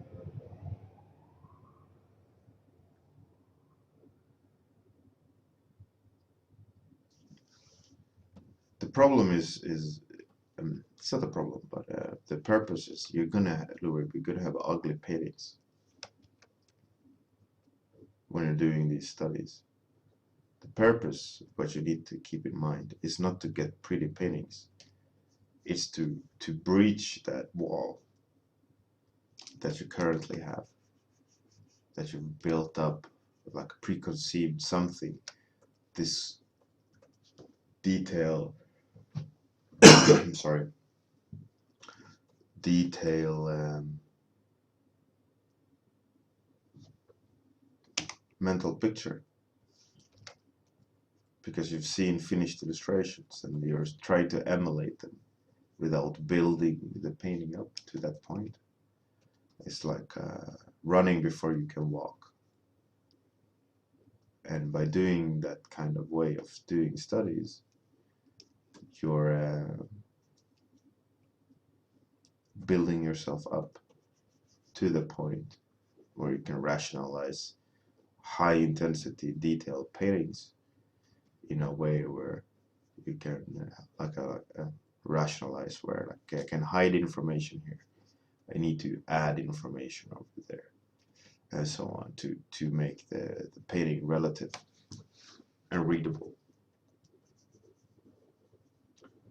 But it's like Schmeis talked about, like, you need to blur, you know, make something unfocused. in order to make something work.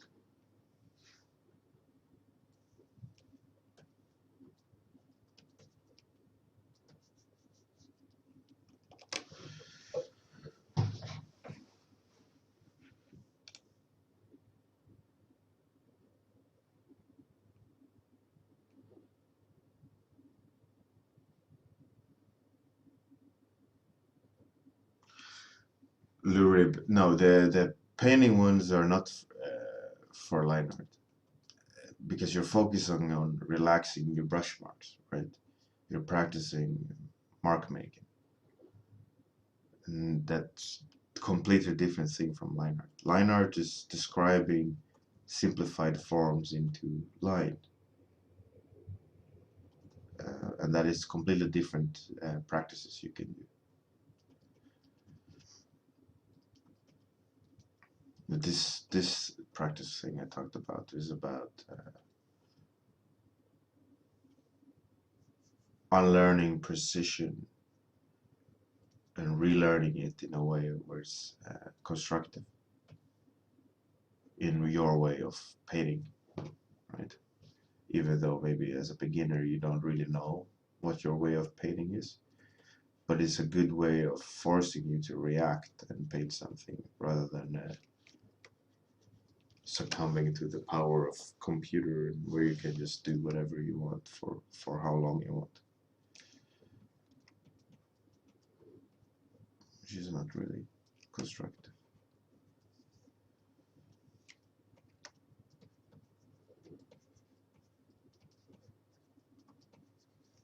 Again, this feels like I'm rambling. Blah blah blah.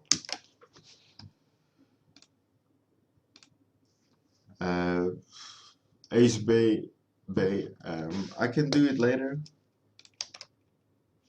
I need to focus on the book cover, but yeah, I'll be right back.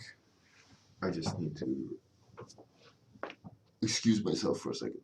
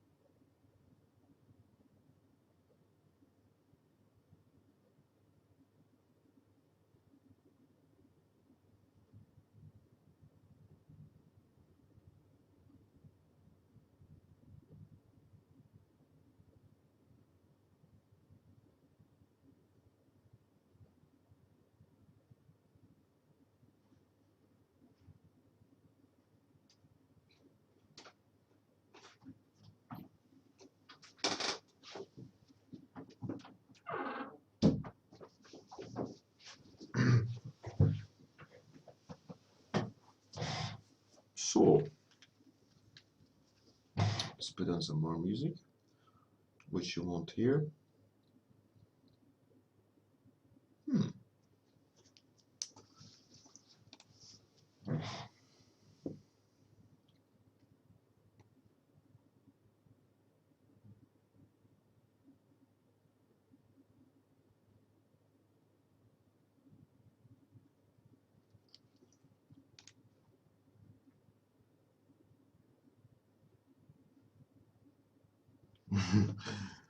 You sound very positive, Dennis. Doesn't need to be that harsh.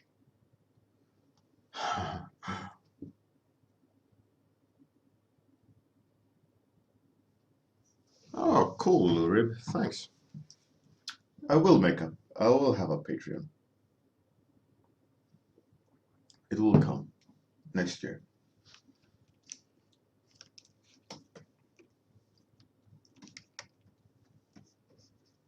Come on, music.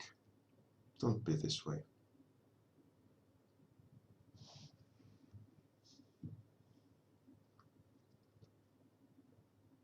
There we go.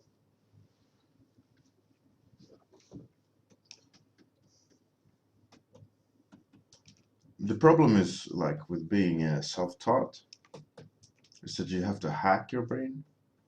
You have to figure stuff out more in a way where it teaches you the way you think. The benefits of going to a school and being taught techniques is that those techniques are proven to work, right? Over a long period of time, over many students. And it's like a generally approved technique of teaching someone. Doesn't necessarily mean it's the right way,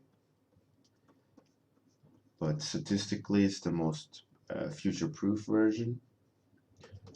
So as a self-taught, you gotta try to decipher like the information being taught into a way that you understand, because you don't have someone teaching you the actuality of the information, right? You have to kind of figure stuff out.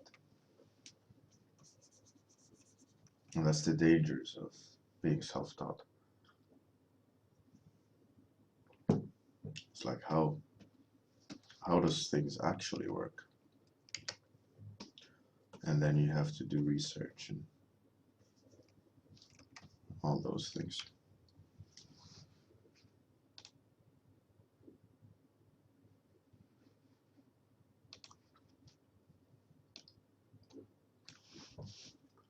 Light delivery, right? Yeah, it's tricky.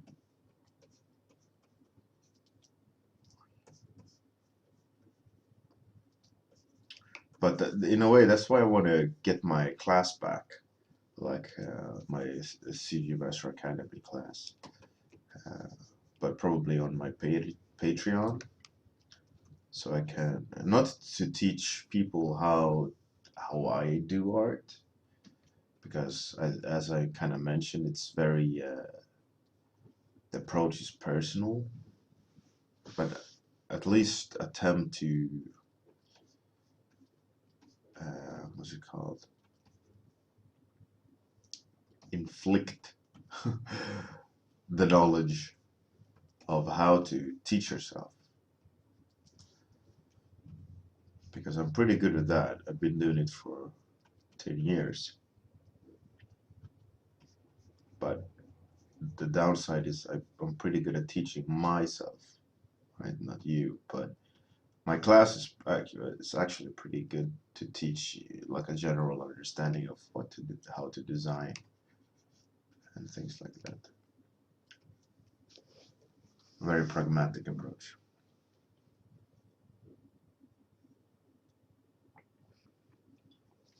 Lurib, yeah. No worries. It's all good. Okay, Ace Bay. Link me. I'll have a very superficial look through your stuff. Why not, eh?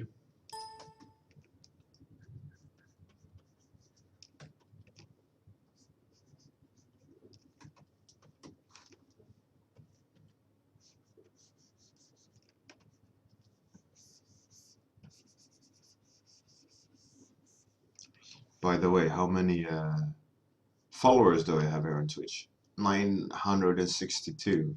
Ah, so 38 away from 1000. 1000 should be purely paint over, I think.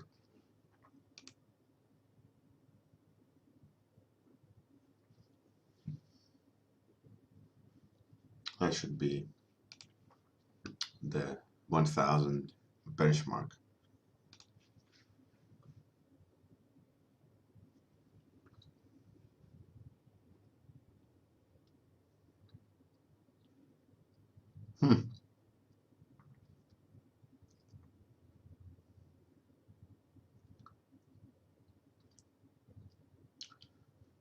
Okay.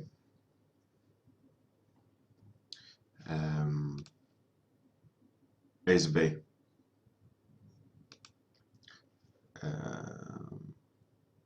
It's the same advice for you about edges, form and light. You're breaching that light dark aspect when with your lighting.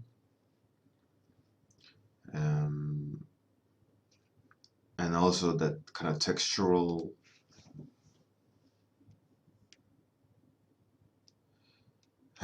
that is. Oh, thank you. How kind of you. Ace Bay. Anyways, so you're having the same issues with textures, over detailing, over symmetrically applying textures. Um,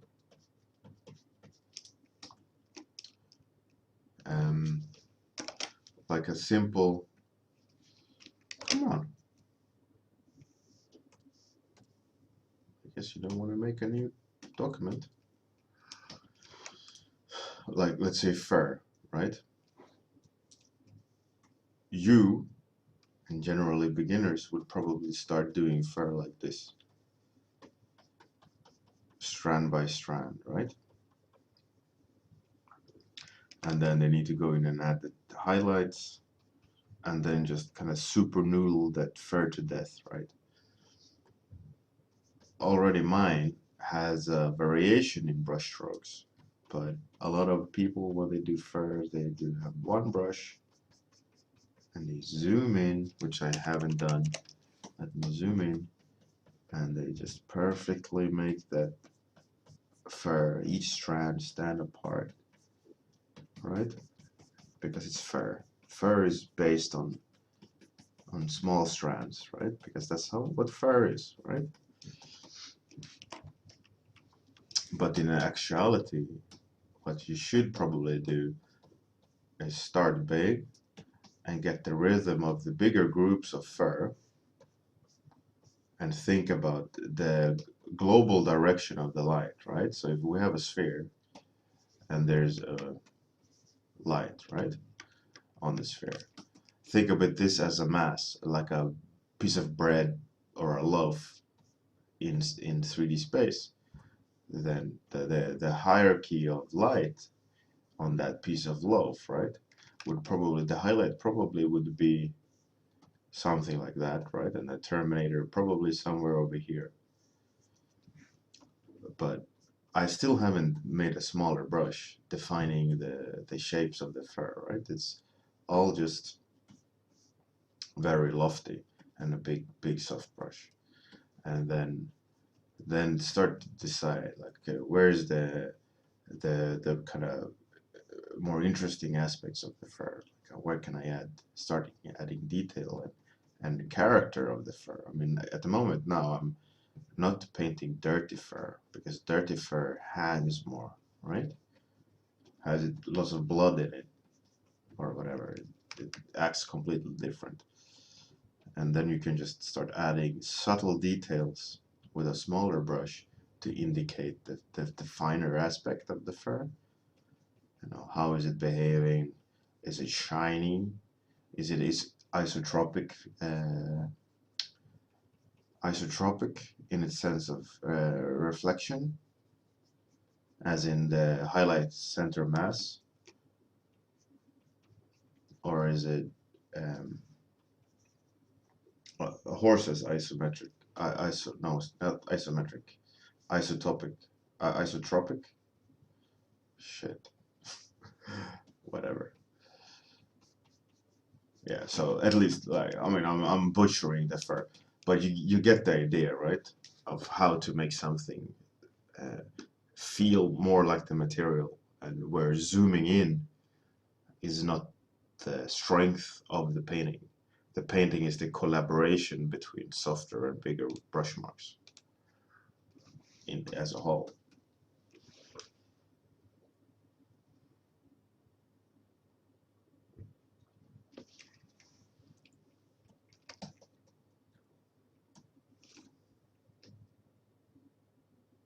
I'm just full of ramblings.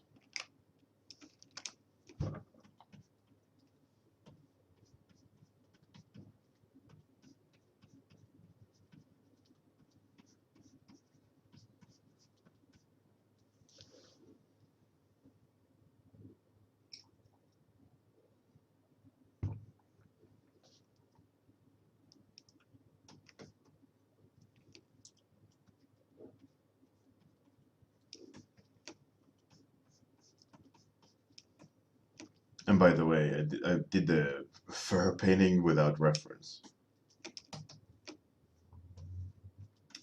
just to clarify that it doesn't matter. It's about the principle of understanding. And that's, again, like we go back to what I talked about at the beginning of the stream, about going out and experiencing the world in order to put stuff into the painting.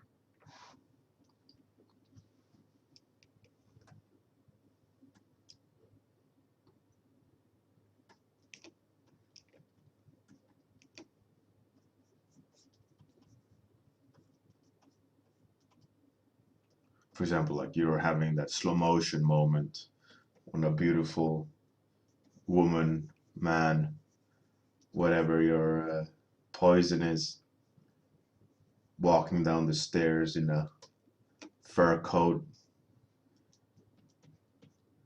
and instead of looking at the face, you're focusing on, oh wow, look at that isotropic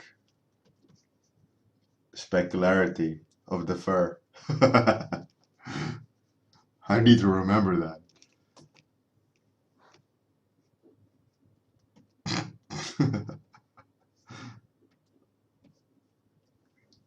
Sure makes them feel appreciated.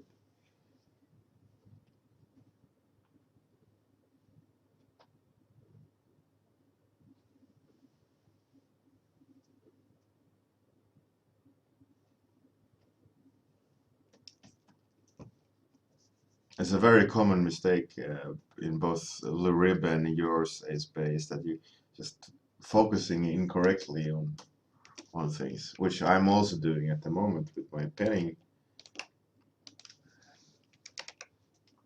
I can feel it. I'm going too much detailing without big picture, and I have to go in and break it now and stop drinking. That's the problem. Getting too drunk to make rational decisions while painting.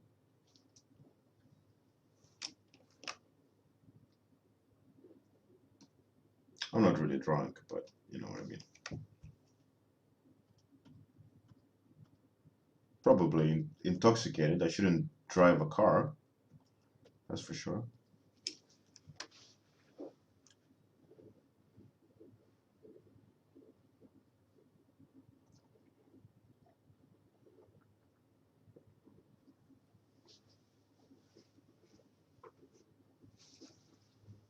Hurri, yeah.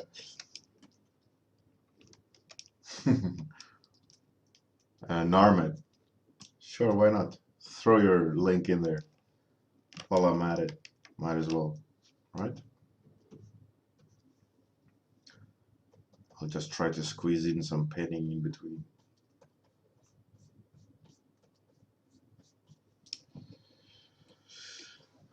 I knew I wouldn't finish the book cover anyways. I just wanted something to send the client. I'll have tomorrow night to paint as well. I might do a stream tomorrow night to just not make me pass out. Just to get shit done, right?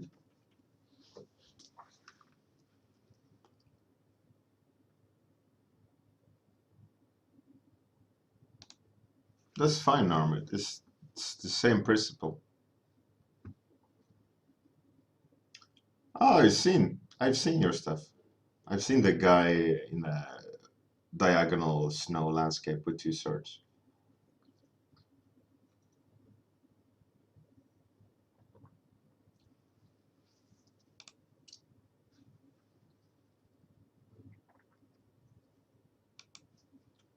That's pretty cool stuff.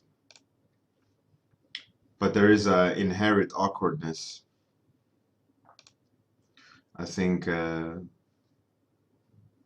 you're definitely a sketcher rather than a final artwork kind of guy. And what you got to do is finding a bridge in between them. Like the werewolf is a good example of the direction you should be heading. Look up an artist called Levi Peterfi. He's very textural heavy, uses a lot of photos, but he's using it as at a classic speed painter way, like Craig Mullins, etc. It's kind of like textural layering, and when you don't do that and you paint, it shows the flaws in your lighting, and you're leaning on photos and noise of textures a lot, but that doesn't necessarily mean that you're doing things wrong. It's just a matter of understanding slightly more. The werewolf and their home, the thing, the stump kind of thing, makes more sense visually, and blind, having some good edges and form and light in there. A lot of the others are there's too much zooming, too much noodling. You're zooming in and defining things unnecessarily, especially like on the Lizard Man, where there's like pixel sharp, high contrast shoulder details. Well, then you have really soft brush marks around the fur, and then you zoomed in and nailed the details on the feathers, and you're creating this. Sorry, what's it called? It's called um,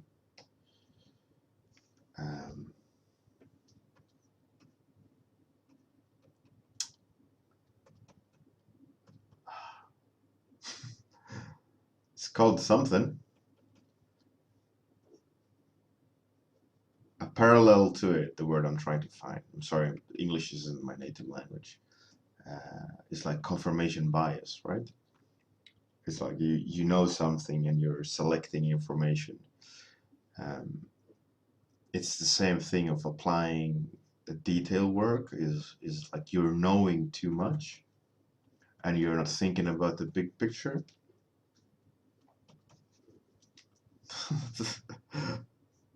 Does that make sense? I don't know anymore.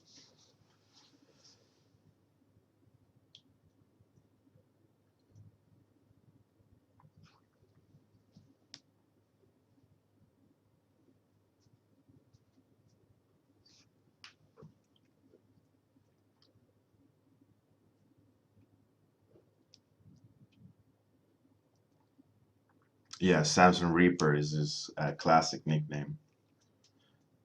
The old school nickname, Samson Reaper, when he was at Sijin.com. The origin of speed painting. Those were the days when Craig Mullins posted every day and handed out PSDs and tutorials left, right, and center like it would be toilet paper or whatever. And then everyone started copying him and he went rogue. No more freebies for anyone forever for the future. But back in the golden days of Sijin, he was a regular. So was Feng Zhu, Samson Reaper, uh, John Liberto. At Sijin he was called Captain Flushgarden. There was Ed Lee. There was even Sid Mead were there. Francis Tsai, that unfortunately died a couple of years ago. Well, this was a cool forum when it was at its peak.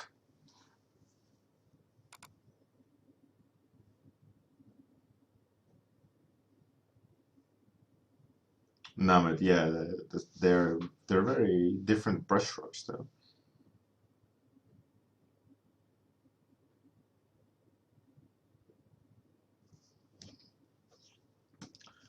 But yeah, the werewolf has the best edge work, where you're relaxing textures and tightening textures the best. I mean, in the werewolf, it can definitely be better color-wise and focus-wise, but the werewolf is a good example of the direction you should be heading when it comes to soft edges and firm edges and all those things I tried to explain earlier.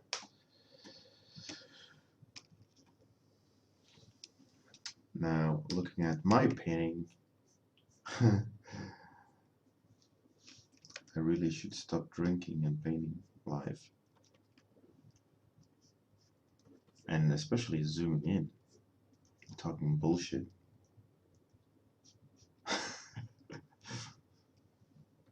I just fucking shut myself down completely.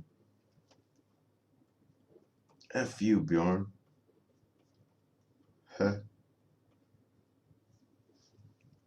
Character building.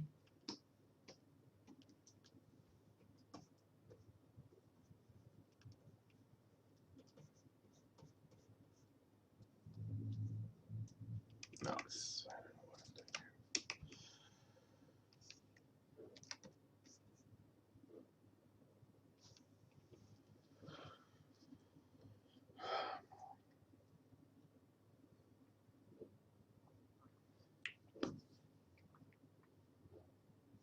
Hurri.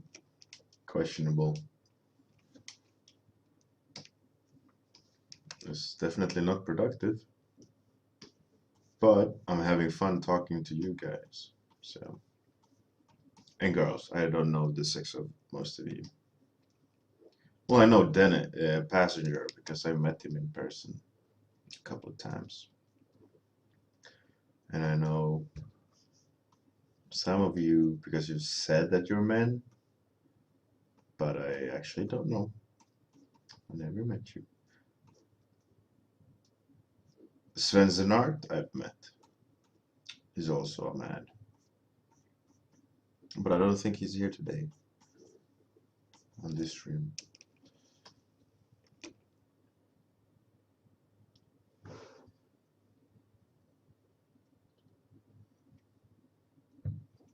I think York and Lou Reber guys as well.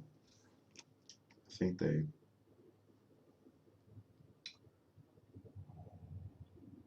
tried to prove that they were by saying, I am a man. Now, if that is true, I don't know.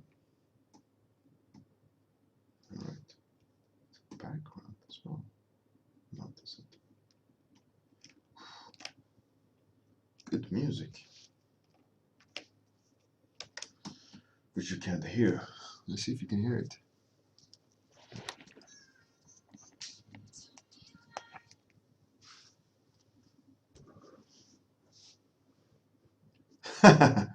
Little rib, yeah. Like you just see one hand, like reaching up from the floor, and like random fart noises. I don't think it'll be a hit online, or it's a sure way to lose my job.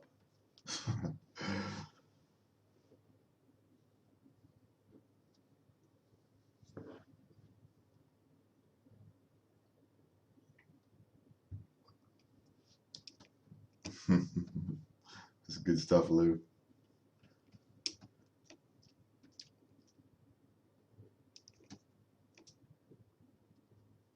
Enjoy your dinner, Narmit. Thank you for coming. Have a great dinner. I think I'm gonna call my stream done soon. I'm just feeling I'm being counterproductive due to too much relaxation. But I'm working on edges and so on. Her face needs a lot of more work. I'm not really happy with it, but it's a good placeholder, just so I can look at it tomorrow and go, yeah, that's wrong, but I know how to fix it. Um, I think her hijab, uh, the scarf, is getting there. There's a bit too many wrinkles on her head, though. It doesn't look right. It doesn't look fine. You know, like a expensive piece of silk. Nope, that did not help. It has to be shorter, harder transitions and not wide gradients.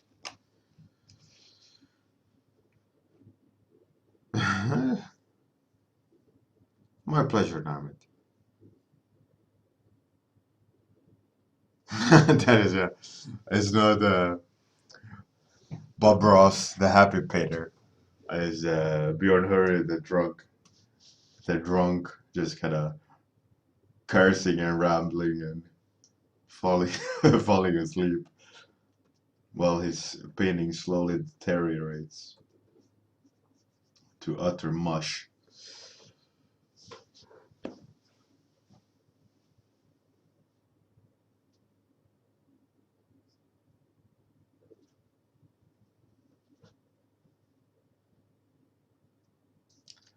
Have a good one, Schmaze. Thanks for coming. And it was my pleasure. Hopefully see you Monday morning. If you have time, that is. Good night.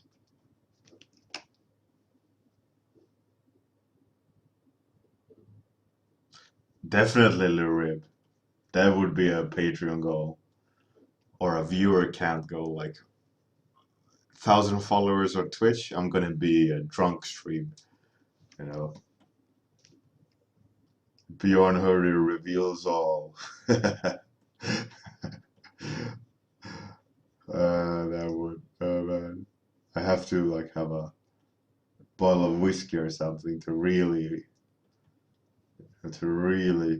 ruin myself.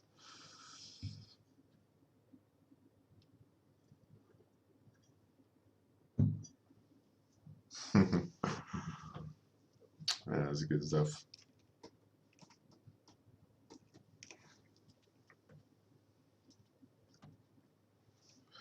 Nope. Why did I do that? Okay. I use free transform to see what I painted outside the layer. That's my secret little trick to see if I painted too far out of the silhouette, because at the moment the characters are separate.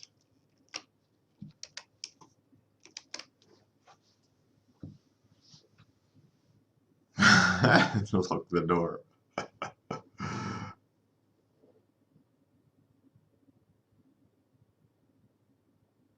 Lure. It is true. I'll do a drug stream at 1,000. Definitely. Promise you. I'll do it. If I ever get 1,000 followers on Twitch, I'll do whiskey drinks and talk shit, give paint overs. No personal arts, just paint overs and getting more and more wasted. For sure.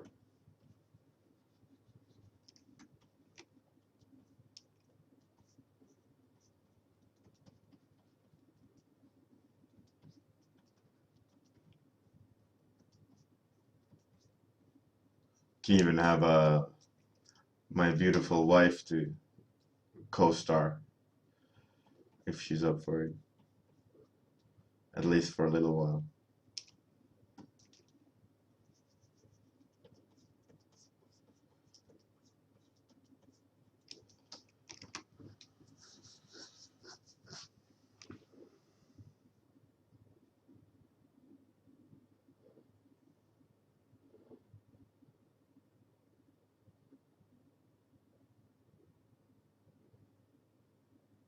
Kuru, because I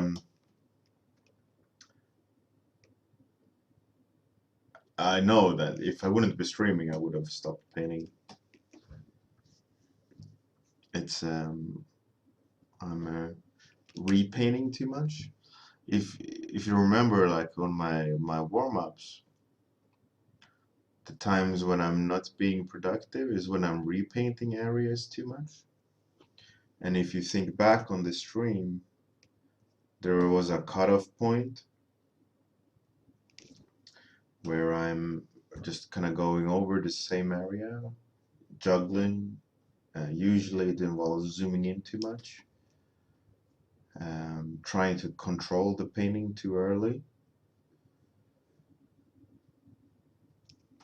And I found the best way at those points is just to kind of step away. Or the way I did it was just go over it with a heavy brush and try to kill those details that you've done wrong. It's all about like not being efficient, as in I can't do mistakes, but I'll definitely do mistakes. But it's about when you're counterproductive is when you lose that big picture thinking. And when you're just trying to methodically or technically solve the problem without conscious thinking. And now I have to zoom out and repaint areas to soften them, make the painting read better, because I couldn't see the big picture. I was not thinking about the big picture, and I was too involved in being drunk for once,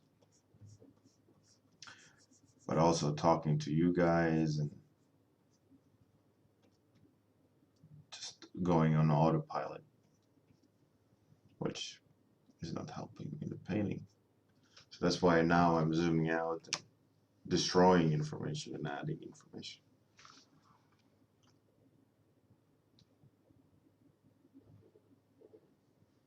Yeah, Lurib.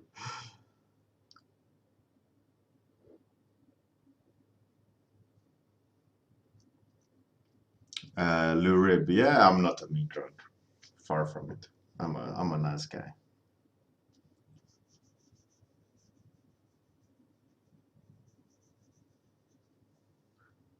I'm one of the good guys.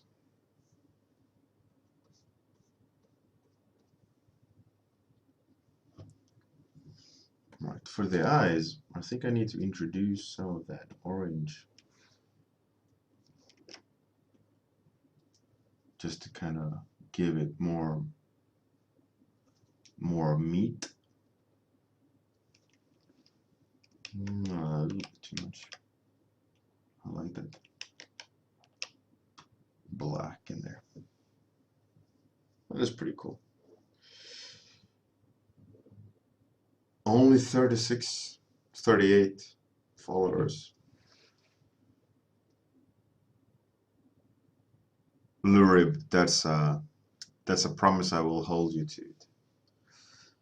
I'll come to have the next weekend. No, but I should come someday. I should go visit my old school. Would be fun.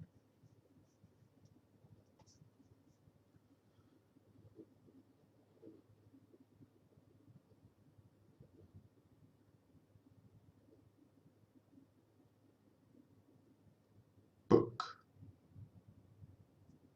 Matt.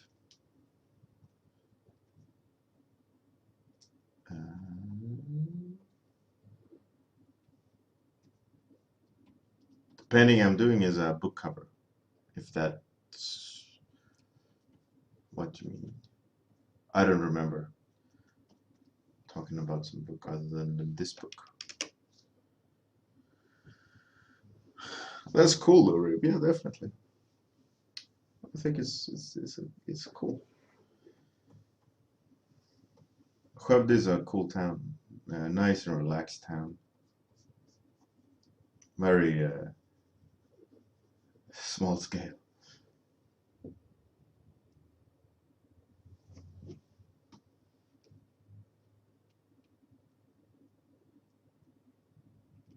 My wife is actually a concert artist as well. She just hasn't worked as one for a couple of years, ever since she got pregnant with my firstborn. But I gave her all my freelance contracts when I went full-time for Sega. So she's actually quite capable, or used to be at least. Now I don't know. Okay, let's try it on the mock-up.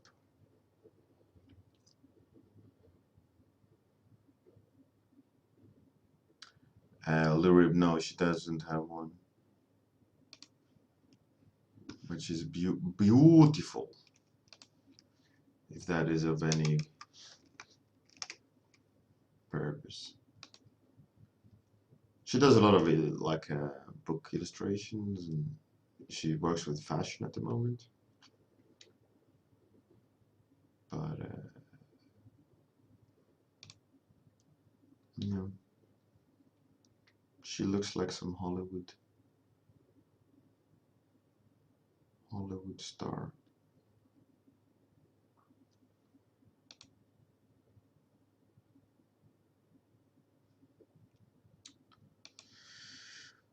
My ideal woman, for sure. She's a keeper. Have a nice one, Ace Bay. Thanks for coming. It was my pleasure. So that's the old one. Sorry for kind of floating off. Let's place it. Something like that. Let's see. More to the right.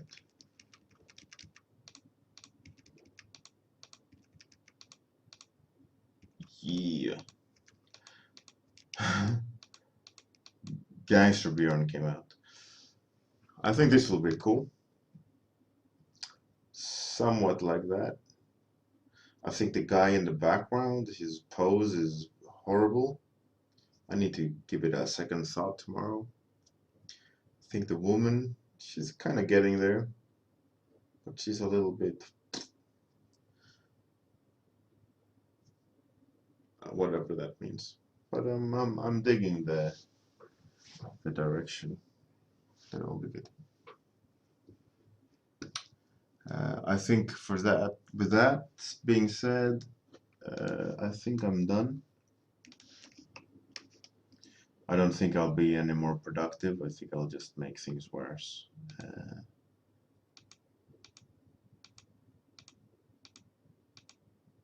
First cover, second cover.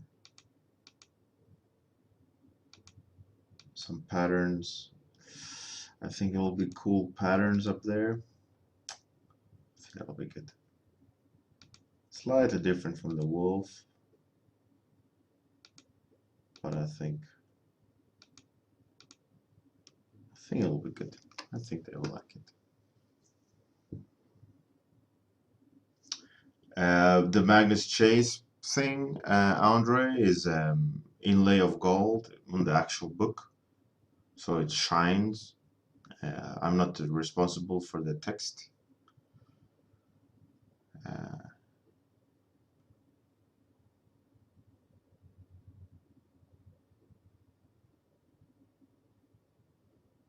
Hurri. No, I'm an open guy. It's just in 30 minutes you don't have a lot of time to talk about bullshit. You kind of have to jump on a topic and feel that topic for 30 minutes. Here now, like 3 hours of something. Of course, it's going to be random. But yeah. Anyways, thanks everyone for coming. Now I will go to bed. I will try to paint some more tomorrow night, but it's not gonna be streamed, I think. Definitely not drunk.